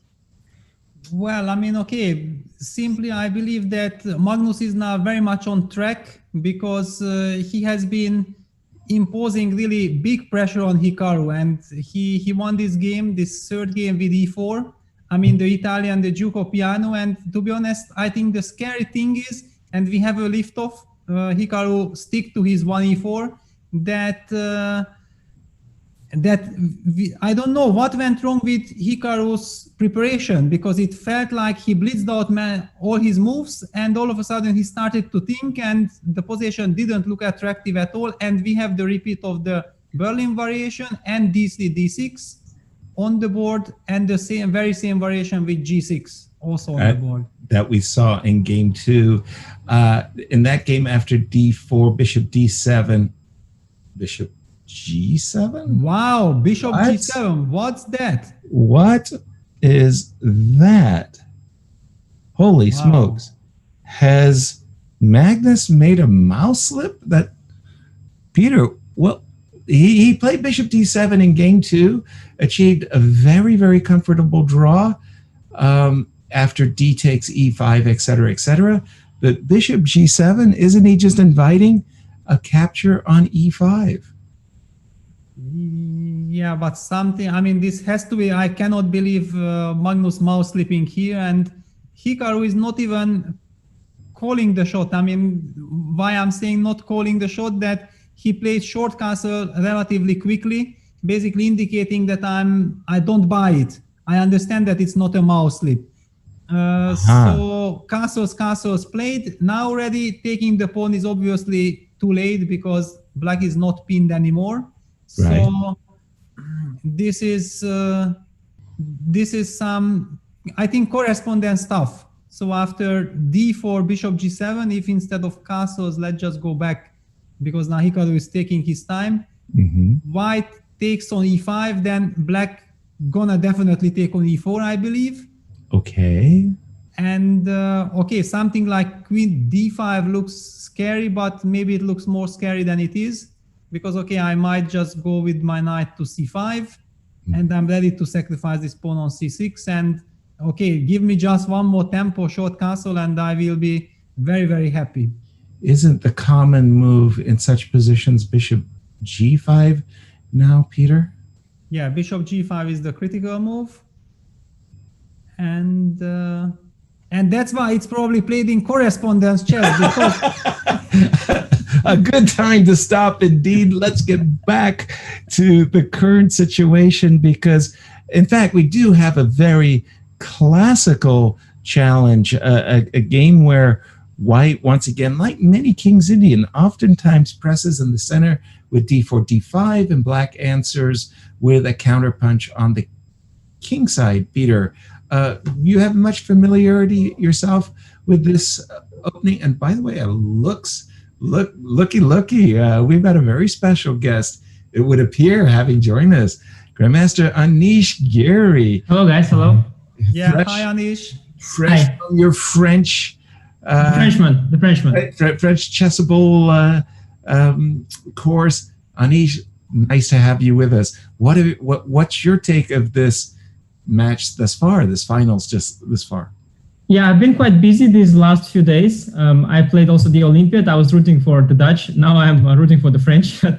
overall, I've been fascinated, of course, by the match. I mean, it's so great to see when somebody is able to put up a fight against Magnus Carlsen, and Hikaru.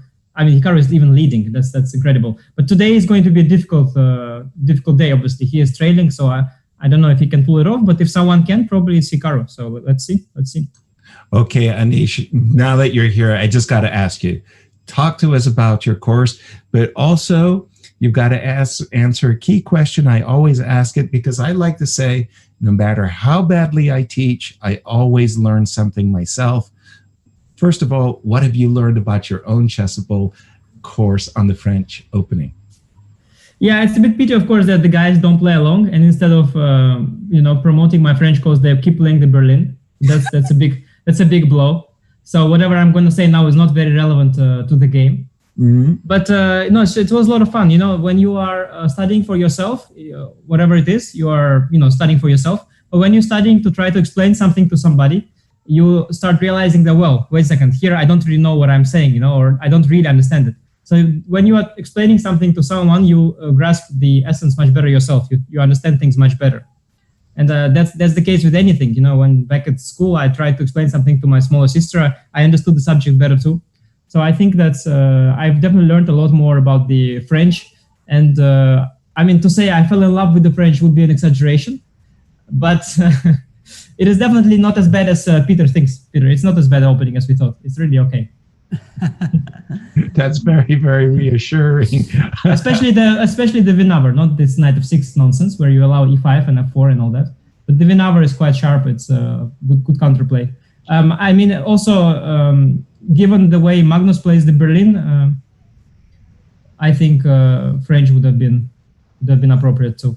Now what is going on here? It's a very strange position. It reminds me a little bit of the other Berlin where the bishop is on b6. Here it's on g7, so it should be a decent position for black. Yeah, I have the same feeling. Yeah, that those lines with Dominguez used to play. Yes, bishop on b6. Yeah, with bishop b6. Yeah. Now c6 is hanging, so how to protect it? Queen d7 is a little bit. c5. Okay, c5 is cool. dc, and then what? The idea d5 or dc? What's the point? Yeah, that's a good question. I believe maybe d5. Yeah, it looks. But very Magnus much is in the spirit. Sorry, maybe Magnus is in book. He plays so fast.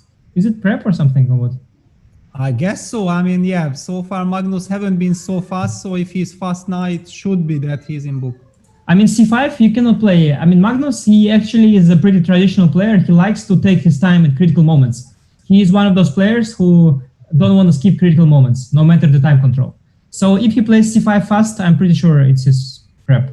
Is it dc d5 and e5 bishop f5? Is that the point maybe, or? Mm-hmm. I don't know. I'm just trying to guess. Also, knight d7 was simple instead of bishop f5. Knight d7 maybe just. Yeah, looks like black has a big choice, and all of them look quite tempting. And the point of c5 is that now d4 pawn is gone and e5 pawn is falling. Yeah, so he's broken the center apart. Yeah, and compared to the lines in the other one, which we indicated with bishop on b6, after c5, d5, the bishop was trapped. Now the bishop is perfectly placed. Yeah. Fantastic, yeah.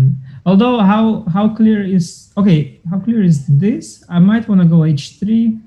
Okay, I can also do this c6 business in the other c6, line. c6, d5, yeah. And if I play the simple move h3 instead of everything, is that a thing he's considering as well, or what? Takes.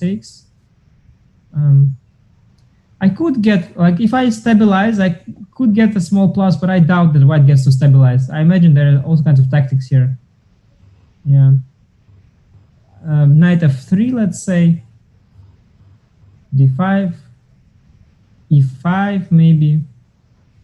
Yeah, knight e4 or knight d7. Black is definitely okay, no? Yeah, that's my guess. But also, once you know that somebody blitzes things out, you simply assume that it should be fine, yeah? Mm-hmm. Yeah, it's of course quite remarkable to play this d6 variation and then analyze it so deeply. It's a strange approach, but a very remarkable one. Yeah, it's so unpleasant when you only must win and you don't even you are in a must win and instead your opponent is the one prepared. That's very frustrating, I guess. Yes, exactly. That's a nightmare scenario because you feel like you are not in control and things are happening not with your agreement. It's just happening because it's happening. Yeah, it's true. And when opponent plays so fast that you are facing not just Magnus Carlsen 2800, but Magnus Carlsen's engine, which is 3800. So it's not so easy. Yeah, not looking good for Hikaru today, I guess. But let's see. Yeah, Yasser, please join in. I've been listening. I've been enjoying your commentaries very much. And for me, I'm kind of reeled back by the move c6, c5, which, as you say, Anisha, was just... Grab them, baby. It was played a la tempo. Because if black had played a move like bishop d7 in a must-win situation, you're kind of happy as white because you've got an imbalance that you can fight. And I remember this very, very frightening computer program ages ago. It was called Hydra. It had played against Mickey Adams and beat Mickey Adams terrible, probably because I was Mickey's coach for that match. But really, they were coaches for these engine matches, yeah? Well, yeah, and it wasn't good. But c6, c5, the more I'm looking at it, it really did. It looks like it's solving very, very nicely. Yeah, it's prep for sure. I mean, it's definitely prep. It's fantastic idea. It is really remarkable that this d6 move, you know, it used to be bishop c5 was the main move, and d6 would be played by people who are lazy to study theory. Right. But now people play the lines that used to be played because they were lazy. Now they play them still with so much computer analysis. You know, this d6, it was supposed to be just you play d6 and then you develop and you just play. And now some kind of forced business with e takes d4 and then bishop g4, some forced stuff out of nowhere. I mean, e takes d4, bishop g4, that is so weird, no? That's, I mean, I haven't seen such stuff in the Spanish, in this particular position. It's a little bit strange, isn't it? Me either. And Anish, I know you're joining us. I don't know how much time you got with us, but I did want to get this in as well. Again, I'm just referring back to your course, which anybody can purchase at chessable.com /Anish. The role of the chess engine.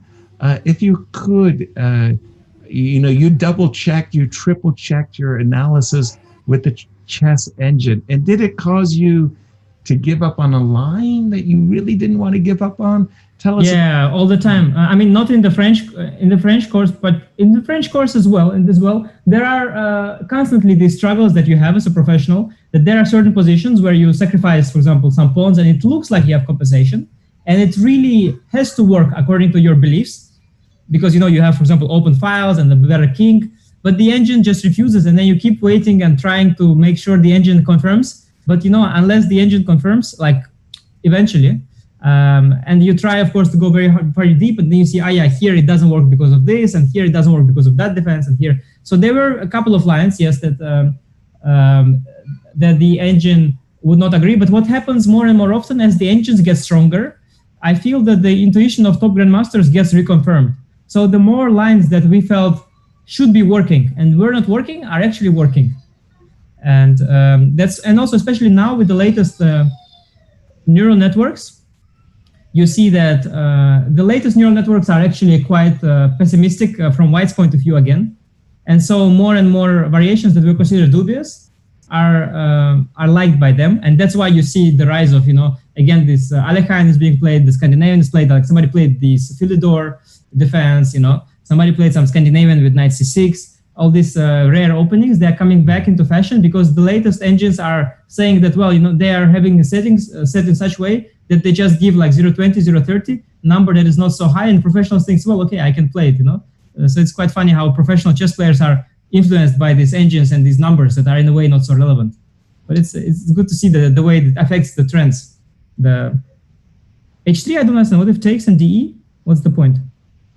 Well, by the way, thank you very much for that insight.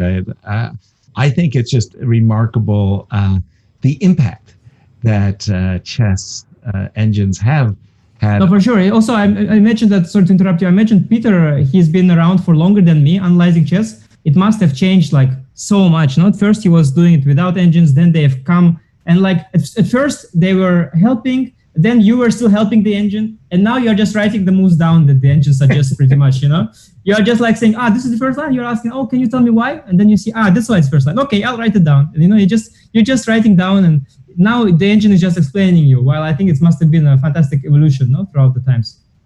Peter, yeah, absolutely agreed. I mean, I know all this evolution. I have been part of right from the start of the 90s when first Fritz engines appeared.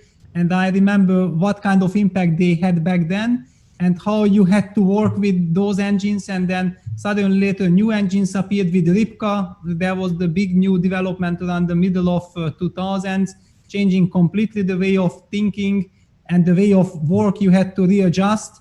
And also what is incredible that like till 2010, 2013, one had the feeling that, okay, now we already know what we are getting from the engines, and it's incredible that in the last just last few years, how much has changed, yeah? I mean, it's so hard to imagine, because before nothing changed so dramatically as in the last 1-2 years. Yes, it's a continuous progress, and you always, whenever there is a new engine, because it is so much stronger than human, you always think like, okay, that is like the ultimate truth. When that engine says white is better, white is better. And then there comes the next one, which is 50 points stronger, and okay, it is 1,000 points stronger than you, and now 1,050 points stronger than you. And then it proves the other one wrong, and you are like, yeah. So this one was wrong, this one is right. And then you think, okay, this is the one that says the truth. So you are always behind, because you are, as a human, I mean, we have good intuition and we are quite strong, but we are much behind all these engines for years already. And the modern engines are just incredibly strong. And also, they are so much more stylish than the old engines. They sacrifice material, they play beautifully, they don't like bad bishops. Apart from the French, there the bishop is fine, but they don't like bad bishops. They don't like bad pieces. They like harmony. And it's so good. What we really enjoy is that as humans, sometimes our instincts are being confirmed, and then we feel like, okay, now we're geniuses. Our instincts are confirmed. That's our small victory. By the way, sorry to interrupt. Just wanted to inform all of our audience. Thank you very much for joining us. We are in the fourth game of today's set. Hikaru Nakamura trails by 1 point. He must win this game. And sorry, guys, but I feel already that black is better, just flat out better. Yeah, for sure. I mean, honestly, when you play knight h2, it cannot be that knight h2 and white is good. I mean, this move is just knight h2 is a sign of is a symptom of an illness. Yeah. Exactly. I don't mean obviously Hikaru. I mean the position. Exactly. I mean, black is just better and must draw. I mean, that's just, there is no way. Almost no way that there's anything going to happen, unfortunately. As much as I would like the intrigue in the match, but on the other hand, 2-2 is also pretty fun. We'll see a long match. Why not? Right. Now here, because of this move, rook d1, I mean, you're desperate to get in a move like knight d5, so you open up the bishop and everything's very, very nice. But the problem is that rook d1 is an issue. So your queen being a target, I'm thinking, you guys help me out. First thought that came to my mind was a move like a6 with the idea of b5, yeah? 5, so that... Classic. No, that's such a classy answer. Thank you very much. You could go queen b5 and knight d5, but... The moment you said a6, Peter also immediately was like, oh, that's the move, Yeah, and Magnus as well. It's on the board, a6 instantly. The class, guys, seriously, it wouldn't have occurred to me, but these classy players like Magnus, Yasser, just wow. Very nice. Okay, once again, I'm going to have to shout out to Luis and Satiris to make sure the players can't hear us, guys. Speak very, very soft. Queen e2 was also possible, no? Instead of queen b5. Kind of also looked not so bad. Also not so bad. Queen e2 I liked, yeah. Mm-hmm. Yeah, rook d8 but of course, black has such a big choice, and okay, Magnus probably, because draw suits him perfectly, he just wants to make the most sensible moves, bringing all his pieces, stabilizing even further. Let's imagine placing a black rook on d3. That would be devastating. Right. Yeah, and again, this knight on h2 is a sign that things have gone wrong. Yeah, normally knight is not there; it's somewhere else. Yeah, somewhere nice. It's just somewhere not on h2. Right. And furthermore, the moment that knight on f6 finds a square, the pawn on b2. Again, if the match situation was very different and Magnus needed to win this game, I would say that winning on demand with black is really tough and everything else, but he's well on his way. Drawing this game, well, I think Hikaru, unfortunately, is on the worse side of that scenario. Knight d5, bishop g5 on the board, gentlemen. Yeah, to be fair, in Hikaru's defense, I mean, we are easy to criticize, but after c5, dc d5, or already after c5, against a prepared opponent, and if you need a win, he tried to get a pawn structure that offers him long-term potential. Like, if you imagine an endgame where your knight reroutes to e3 and you have, let's say, this outside passer, like suppose you trade everything and you get a knight on e3 against the knight on f6, and you have a rook behind the queenside pawn, and you have like a queenside majority. So he's trying to at least create a scenario in which he'll be better. I mean, I'm sure he understands that this is not the way to play for advantage, but he's trying to avoid immediate exchanges and stuff and go for and sort of go for it. But of course, if Magnus plays well, all these factors like the knight on h2 and a strong knight on d5, they will eventually tell, of course. Well, also, by the way, Anish, I'm just seeing this move f7, f6, and it seems with each move, they're kind of coming like hammer blows to White's position. F5 next after bishop drops back to d2, I guess. It just feels like it's getting worse and worse, Peter. Yeah, but on the other hand, I mean, f7, f6 is not entirely the move you want to play. True. I mean, one of my thoughts was that if I could play knight before here, then I would really love to play it, because you can't play rook d8, my queen protects on e8. Right. And why can't you actually? And I didn't find an answer, because then next rook d3 and fantastic. I get everything. It looks fantastic. Peter, you made a strange form of a sentence. You started with like, if I could, but I mean, you can, no? So just... Yeah, but I couldn't find an answer why it's not possible. No, but in general, if you cannot find the answer, in your case, there is no answer, yeah? I think it's just... Okay, thank you very much. But okay, we also see that Magnus had such a position that probably he had foreseen that, okay, f6 and I'm getting everything, so he didn't really... Yeah, he just missed knight before, let's be honest there. But because f6 is also quite good. f6 is also quite good. And f5, he just goes for a positional kingside push. I mean, yeah, once again, this just... this knight on h2 is just... But yeah, exactly, Anish. You put your guys, you know, right. Since we are here plugging my French course, like this knight on h2, you know, we never have such knights in the French defense. No, so, no, this is real. This has definitely gone wrong. King h8, e3, or queen e6, e3, and just by force, you know, by force. Exactly. Should Hikaru not score in this game, it will mean that we have a tied match. And Anish, how did you foresee the match before it started? What were your predictions? Well, there are two types of scenarios so far in terms of Magnus matches. Now, I feel when the matches get close, naturally they get close and they remain close. But there are also these scenarios when Magnus, and it doesn't matter who his opponent is. It can be Fabiano, it can be Dingliren, it can be Hikaru, it can be anyone. But when Magnus sort of crushes through, like when he starts hammering, then sometimes you just don't get a proper match, yeah? Right.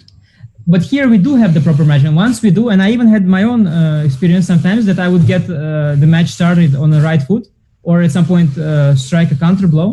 When you get that, then of course it's different. Like then he is nervous, and then he is a human again, and then you have your chances.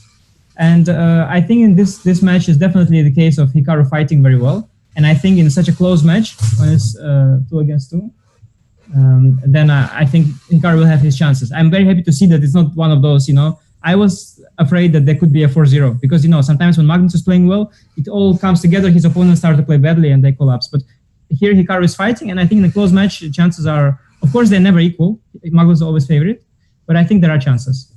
Thank you for that. I feel it very much the same way, and I was worried. Peter, you may remember Tanya as well. At the very opening, well, are we going to see a coronation, or was Dingliren and the finalists going to, challenge Magnus? It's been a challenge, and after this move, Bishop E1 back to the position, it's bad. It's really bad.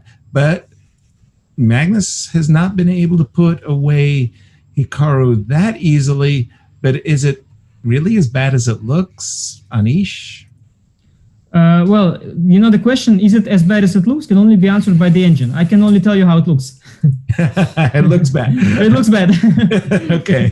The engine can tell you in terms of numbers, but I saw now on the website, yeah, it's quite negative what is going on here. Black is better. Not a surprise at all. This almost looks like there's a forcing variation, Peter. Takes on f2 check, takes with the bishop, maybe knight c3. Looks like really bad. Ugh. Rook takes d8 though here. Rook d8. Rook e1, let's say. Knight f3. Maybe I'll, my Yeah, king is sorry. safe. For some reason, I thought I was getting. Could be worse. Could be worse. I think it could be worse. Right. And knight e3 was the one I was also wondering about. Having the strong e3 pawn. I like my pawn on e3. Now that could be quite a serious asset. Good point. It's Again, also in on terms the of board. in terms of especially playing for a draw with black, it's also not so bad. Although I have a feeling that white has definitely fought his way back. Yeah, I have a feeling, unless I'm missing something concrete. For example, queen e4 and queen e6 are not possible because of rook d8, rook f8. But e2 is possible, no? Queen takes e2, queen takes c5 is okay, yeah. And otherwise e2, rook e1 maybe, and then queen e4. Yeah, if I just need a draw, Queen then is, okay. yeah. You will make that easily, yeah. And anything to be recommended for queen f6 from the start? Knight f3, I assumed is the but I mean e2. Like really, there is no reason not to go e2 if you can. I was trying to put the queen on f2. Even you wanted even better version. Yeah, maybe queen f6, maybe queen e2. I played them. But okay, look at these guys. Yeah, e2 played, queen takes e2, queen c5, Yeah, queen but f2. Yeah, I mean now anything. Yeah, it's like queen takes b5, just right. Right. And just offer a draw and just celebrate. Yeah, nothing to. I mean, just a pawn up without any risk of losing. Right. Yeah, I think time to celebrate. Rook e1 check. Wow. What? Okay. Wow. Rook e7 check though. Okay, he's forcing a draw. Nice. Okay, that's funny. But yeah, it's enough for a win. But it's funny though. You can take on b5 like in b, but it's funny. Why not? Very, very professional way, Peter. Professional, wow. Draw in clinching the set for Magnus. Yeah, absolutely. I mean, okay, but after this fantastic opening for Magnus, the result was never really in doubt. It was obvious that he has everything under control. And Hikaru didn't know what to do. I mean, he didn't know what to try because there was just nothing. Position got out of control and it was better for black, and it was also very easy to play with black. Exactly. Yeah, I think the opening should not be underestimated. Also in Rapid, I mean, more often than not, if you really look closely at games, you start realizing that opening still plays a big role. Yeah, I mean, the one who gets the opening right controls the game very often, even in the quicker time control. So. And Tanya, you're back with us. We are going to be joined by the world champion shortly, but before that, Anish, we've got some burning questions from our audience for you. And the first one is by Grandmaster Alejandro Ramirez. Oh my God, no. Are you ready for this one? I don't know. I'm never ready for a question from Alejandro. Okay, go. So Ale is asking that I'm a 25-70 preparing for the US Championship. Will this French course stand the test there? Completely. No, it's a very good question. In fact, I really try to make sure my course is understandable to a large number of people. Already I saw some review and someone said that maybe under 1700 is not so easy or something. I don't know. I really try to make it possible to understand for everyone. But that said, I wanted to make sure that even if Fabiano, Alejandro's boss, will come across the course, and if he will buy the course and see the all the stuff, he will still not be able to find any flaws. And even Peter Heine Nielsen, the greatest theoretician of all time, also if he downloads my course, he'll also not find any flaws with it. So I really try to make sure it's a bulletproof. But of course, there remains, Alejandro, there remain some strategic dangers with the opening. I cannot guarantee you a victory, but as much as possible, theoretically it is sound. But yeah, you got to play well. You got to play well. Good luck. Right. Thank you for that, Anish. Ale, he recommends it for you as well as for Fabi. And we do have the world champion joining us. Magnus, congratulations. Thank you. And because Anish is here and he hasn't left yet, just quickly, Magnus, what's your view on the French? I think you summed it up well. It's a good opening, but it's perhaps a bit more challenging to play than a lot of others. Magnus, could I ask you please to just adjust your microphone? Yeah, sure. Yeah, it's a little bit far from you. Repeat what you just said, if you don't mind, please. Just that the French. I agree that the French is a decent opening. Just perhaps a little bit more difficult to play than some others. Yeah, but if you have right explanations and a good course that to support you, you'll do fine, Magnus. So it's fine. It's fine. Congratulations on your comeback. And I was still thinking you are a favorite even before today. So good luck. Good luck. Okay. Thank you, guys. Anish, Bye-bye. for joining us. All right, bye. Thank you for that. Magnus, a much needed and a very critical set win today. Yeah, sure. Obviously, after yesterday, this was a must-have. So it only remains to be seen if I can win 2 sets in a row at some point. If my math is correct, that will give me a total win. Apologies, Matt. The same issue for me still. I don't hear you well. Is it just some muffled microphone? Is there something around your microphone, or can you bring it closer or do something? It's just not so easy for me. Tanya, do you hear him well? I think he's just fixing it, yes. Okay, good. Sorry for that.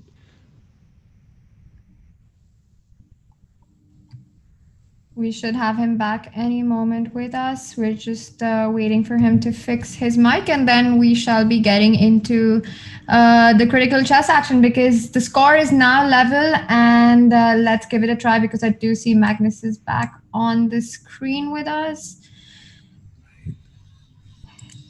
So, Magnus, can you hear us? Yeah, sure. All right.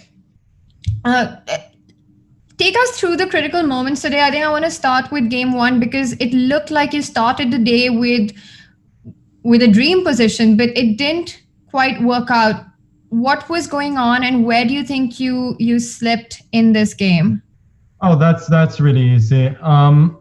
There was just one critical moment where I made this extremely poor move, AB6. Because basically I was aiming for this, and I believe that just AB6, CB6 was easier, but I just missed the defense rook C8, and then he's actually completely fine all of a sudden. So AB6 was really, really horrible. And yeah, I mean, then afterwards he allowed the trick, which he didn't need to at all. Otherwise, I don't think I was really that much better. And then I guess I should have won, but he fought extremely well, and I also didn't find the key tactics later on. And this move, bishop h3, you spotted bishop b6 instantly. If you would not go bishop h3 here, but instead play a move like bishop f5, how were you evaluating your position right about now? No, I thought I'd lost all my advantage basically, I guess to some extent it's easier to play for white because I have somewhat safer king, but in practice I didn't really believe it. So his maneuver rook c8 to rook to c7 was just very strong, and didn't see anything I could do after that. Sorry, go on. No, as I said earlier in the game, I should be winning, but there's just one critical moment, Magnus, that I'm sorry, there's a little lag on my side, and you were saying something. No, go on. Yeah, I was just saying that there's one more moment that I want to ask you about, and this was around move 31. Let me just bring that up, where he went g5 here, and we were checking it with the computer, and of course you want your bishop on g. Did you consider this idea of going king h2 and bishop g2 immediately? Yeah, I just missed rook d3. Oh, right, after queen d7. Yeah, because I really want the bishop to g2. I just couldn't see a way after queen d7. Obviously, if you know there's a way, you find it in a split second, but that's the way it goes. But during a game, nobody's telling you that this is the moment. Sure, and besides, I'd also missed, for whatever reason, I saw that he could block with his rook when I go to e7 or e8, but I just missed that he could block on d5 as well, which was a little bit upsetting. I suppose in the game I had excellent winning chances as well, but it was getting very, very difficult, and I don't really blame myself that much for Yeah. not finding a win after this.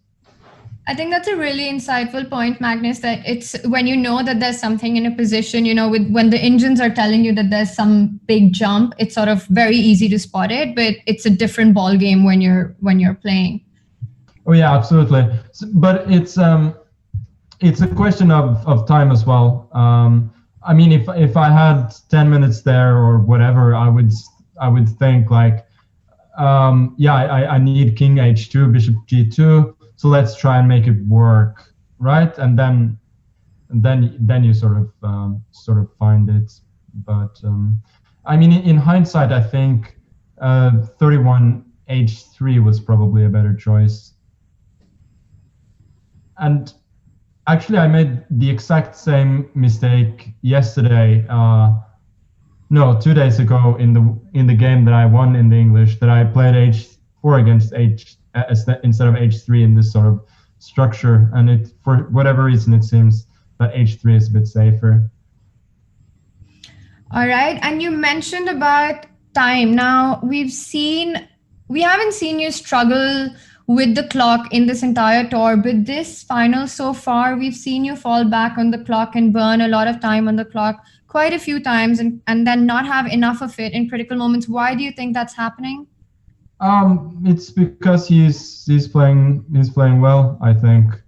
I feel like in all of these tournaments, I've in general been burning a lot of time.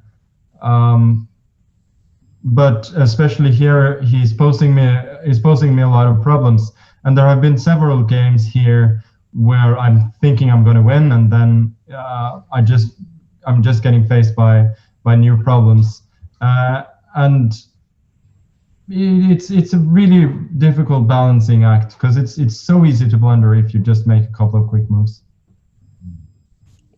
Yeah, absolutely.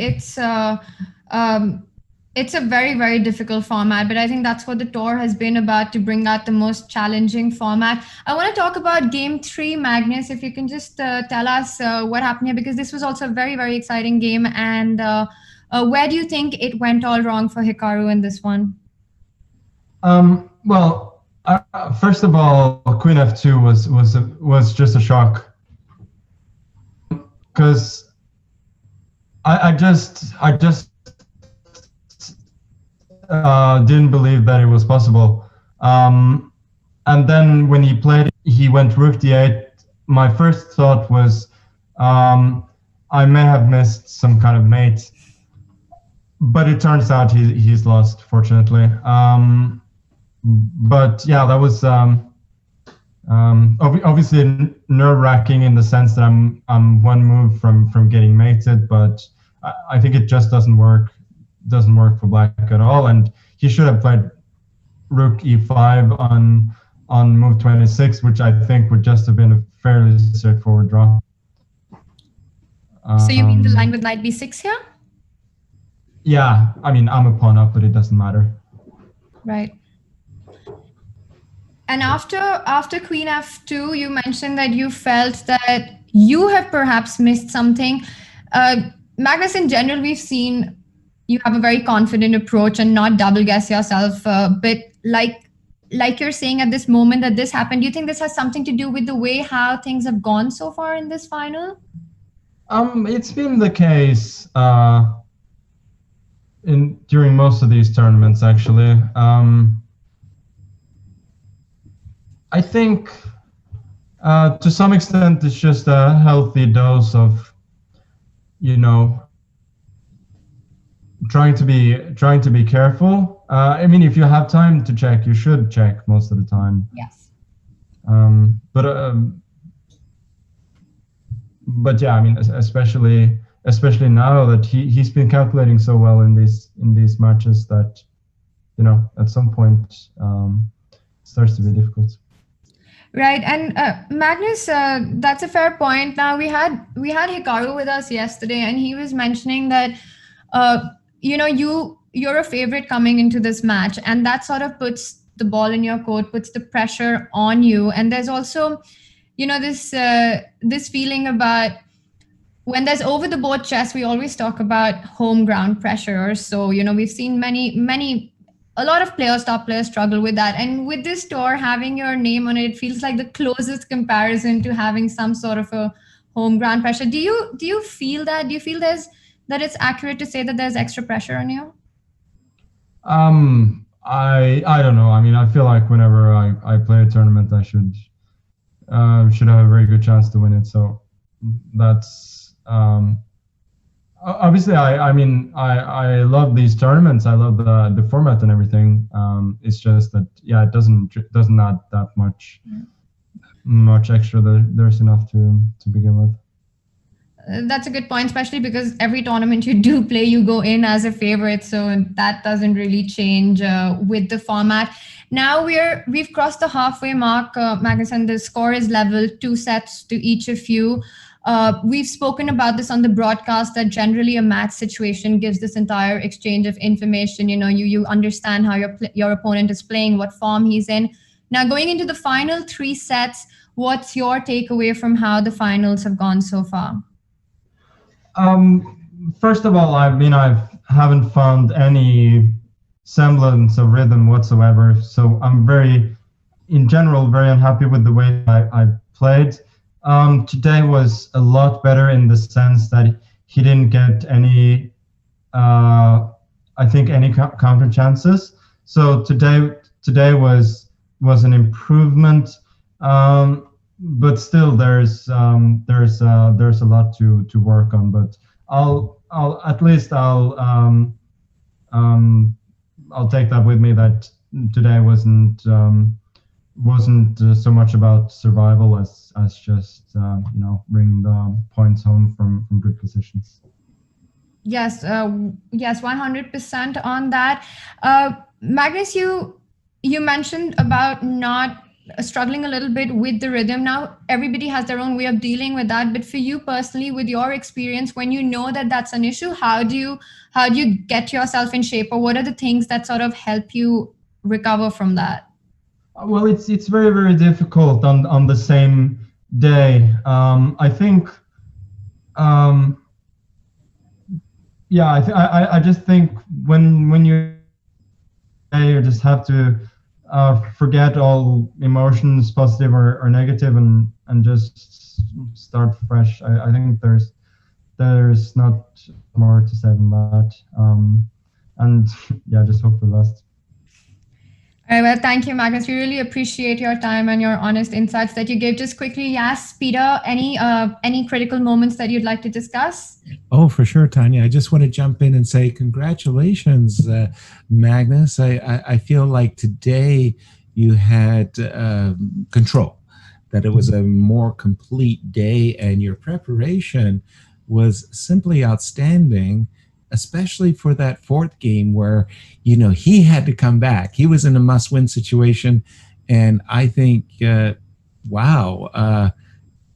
was quite a performance where you just shut him down and you took an advantage right out of the opening. If you don't mind, C5, very, very impressive move. If you could talk about it a bit, please. Yeah, I can reveal as much as that C5 was not part of my preparation. It's just that it's a move.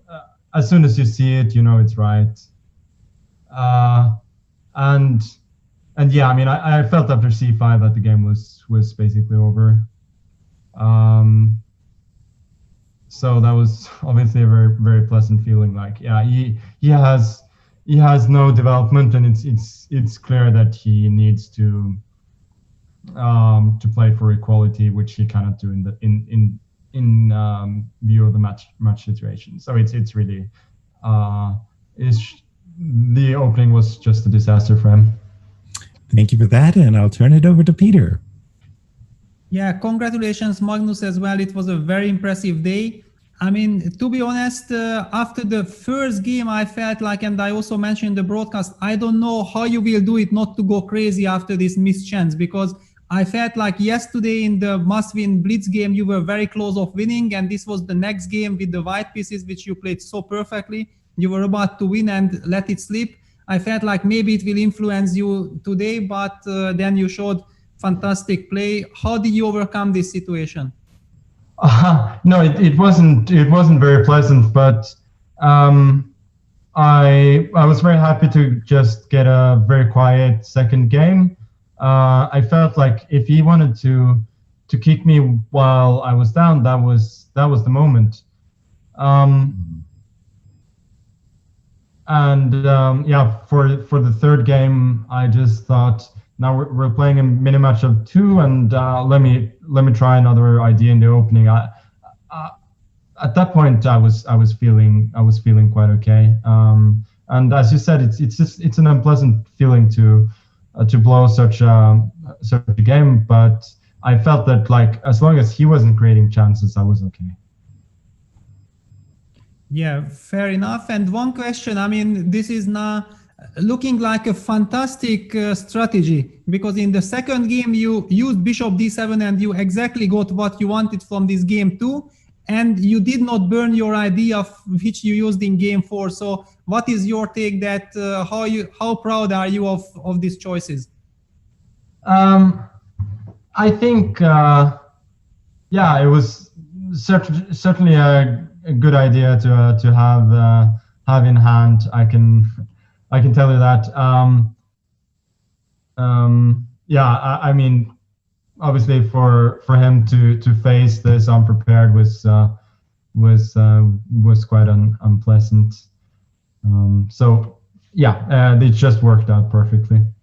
Because, you know, when you played the move bishop g7, first we with Yase almost got a heart attack that, oh no, that this is some mouse sleep, yeah?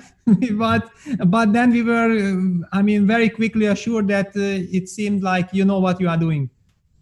Yeah, fortunately.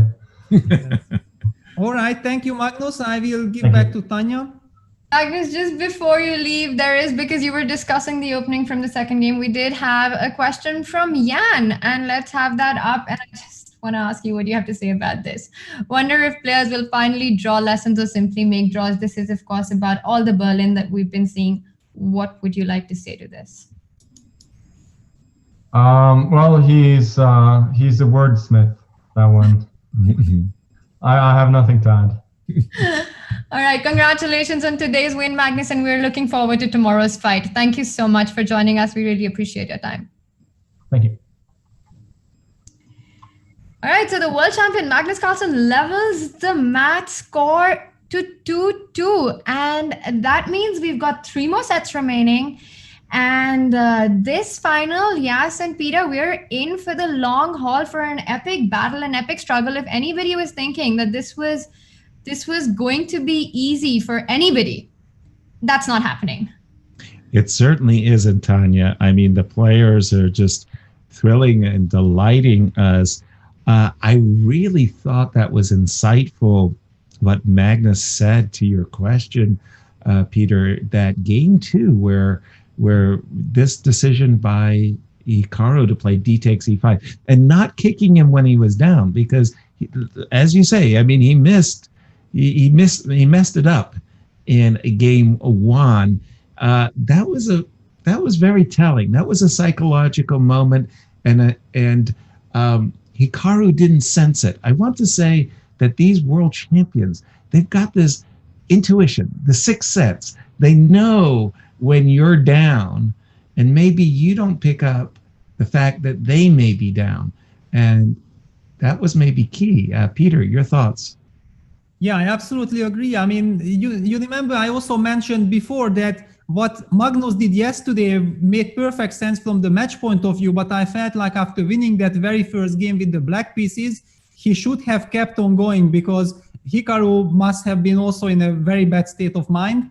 And after that quick draw, he gained back his confidence and got ready for game 3. And now I feel very much the same. Yeah, that the move d takes e5, I did not like it exactly from this psychological point of view, that Magnus gets the confidence out of it. He already started playing very well. I mean, yesterday's last blitz game where he was about to win, but Hikaru escaped. Then today's first game, he was putting the pressure. So it felt like with the white pieces, Magnus is finding more and more to his real strengths. and giving up in this situation the white pieces so easily, I also felt like this might be a big mistake. Thank you, Peter. And Tanya, when you were speaking, I noticed that the bar beneath you, it's turned green. There's more green than white. This is a great success for Kiva. Not only have we crossed the halfway mark at the final, yes, but we've also crossed the halfway mark of our raising funds for the community through chess, leaving an impact and helping people recover, helping businesses across the world in isolated communities recover, because as we know that 50% of all premium memberships that are done during the Magnus Carlsen chess tour benefiting Kiva final, will the proceeds go to Kiva in their campaign to raise funds. And there is also a 30% off on premium membership, so do consider going premium, and especially because it helps Chess24 continue doing what they're doing, bringing such a tour to us, bringing these players to us, this broadcast to us, the innovative events of Banter Blitz and Q&As and all the premium benefits that you get. A 30% off on that, 50% goes to Kiva, and there is going to be a price hike on the membership once the Magnus Carlsen tour is over. So this is a very special finals offer. And of course, it's not just that we've been having the best in the world, also doing some educational and entertaining hot drops, as we saw Anish Giri joining us and talking to us about his new course on the French, the repertoire, which he also recommended, that it's good enough whether you're playing the US championship or you are the US champion challenging the world champion. It's a solid course. So definitely have a look at that if you have been wondering how to face E4. And with that, I think, yes, it's a wrap for us, and we are going to be back tomorrow as the final is really heating up. I think today we saw Magnus come back to his form, like he mentioned himself, that the good thing was that he wasn't struggling. We've seen him struggle in the previous sets, but today was just about bringing the points home. He was getting good positions, and he was being able to convert them. So I think a very critical set win, and also a big confidence jump for the world champion in a final that he has been shaky in. But of course, Hikaru Nakamura has been on his A game. And it's going to be a very, very exciting set tomorrow, because whoever wins tomorrow, yes, Peter, will be super close to the final victory, because then you just need one set, and that's immense pressure on the opponent. Your final thoughts before we wrap up? Well, absolutely, Tanya. It's been thrills and spills galore. I just wanted to give a big shout out to our audience. Thank you so much for sharing your day with us. It really is great to have you all aboard.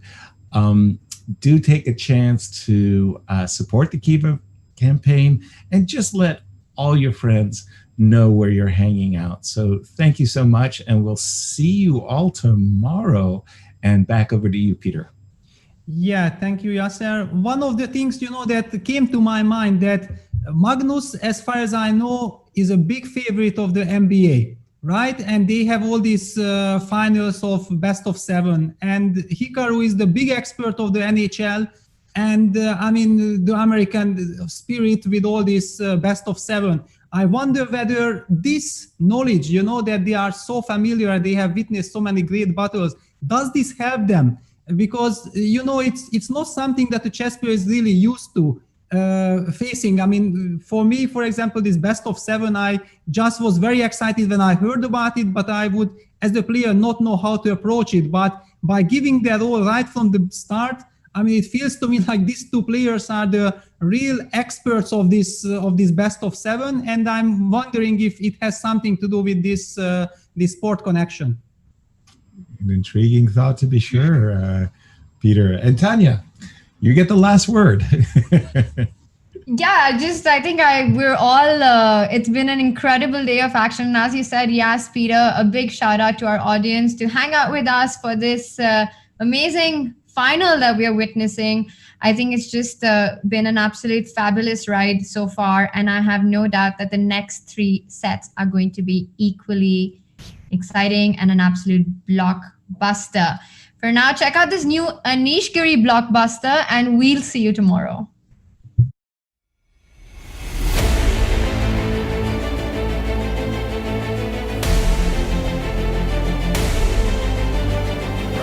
No, but nobody likes the French. I also didn't like the French, but the course makes it great because like it's a opening, but I've done so much work to make it actually kind of first of all correct, to like basically correct. Also like fun. I mean, I basically recreate, like I take this crappy French and make something great out of it.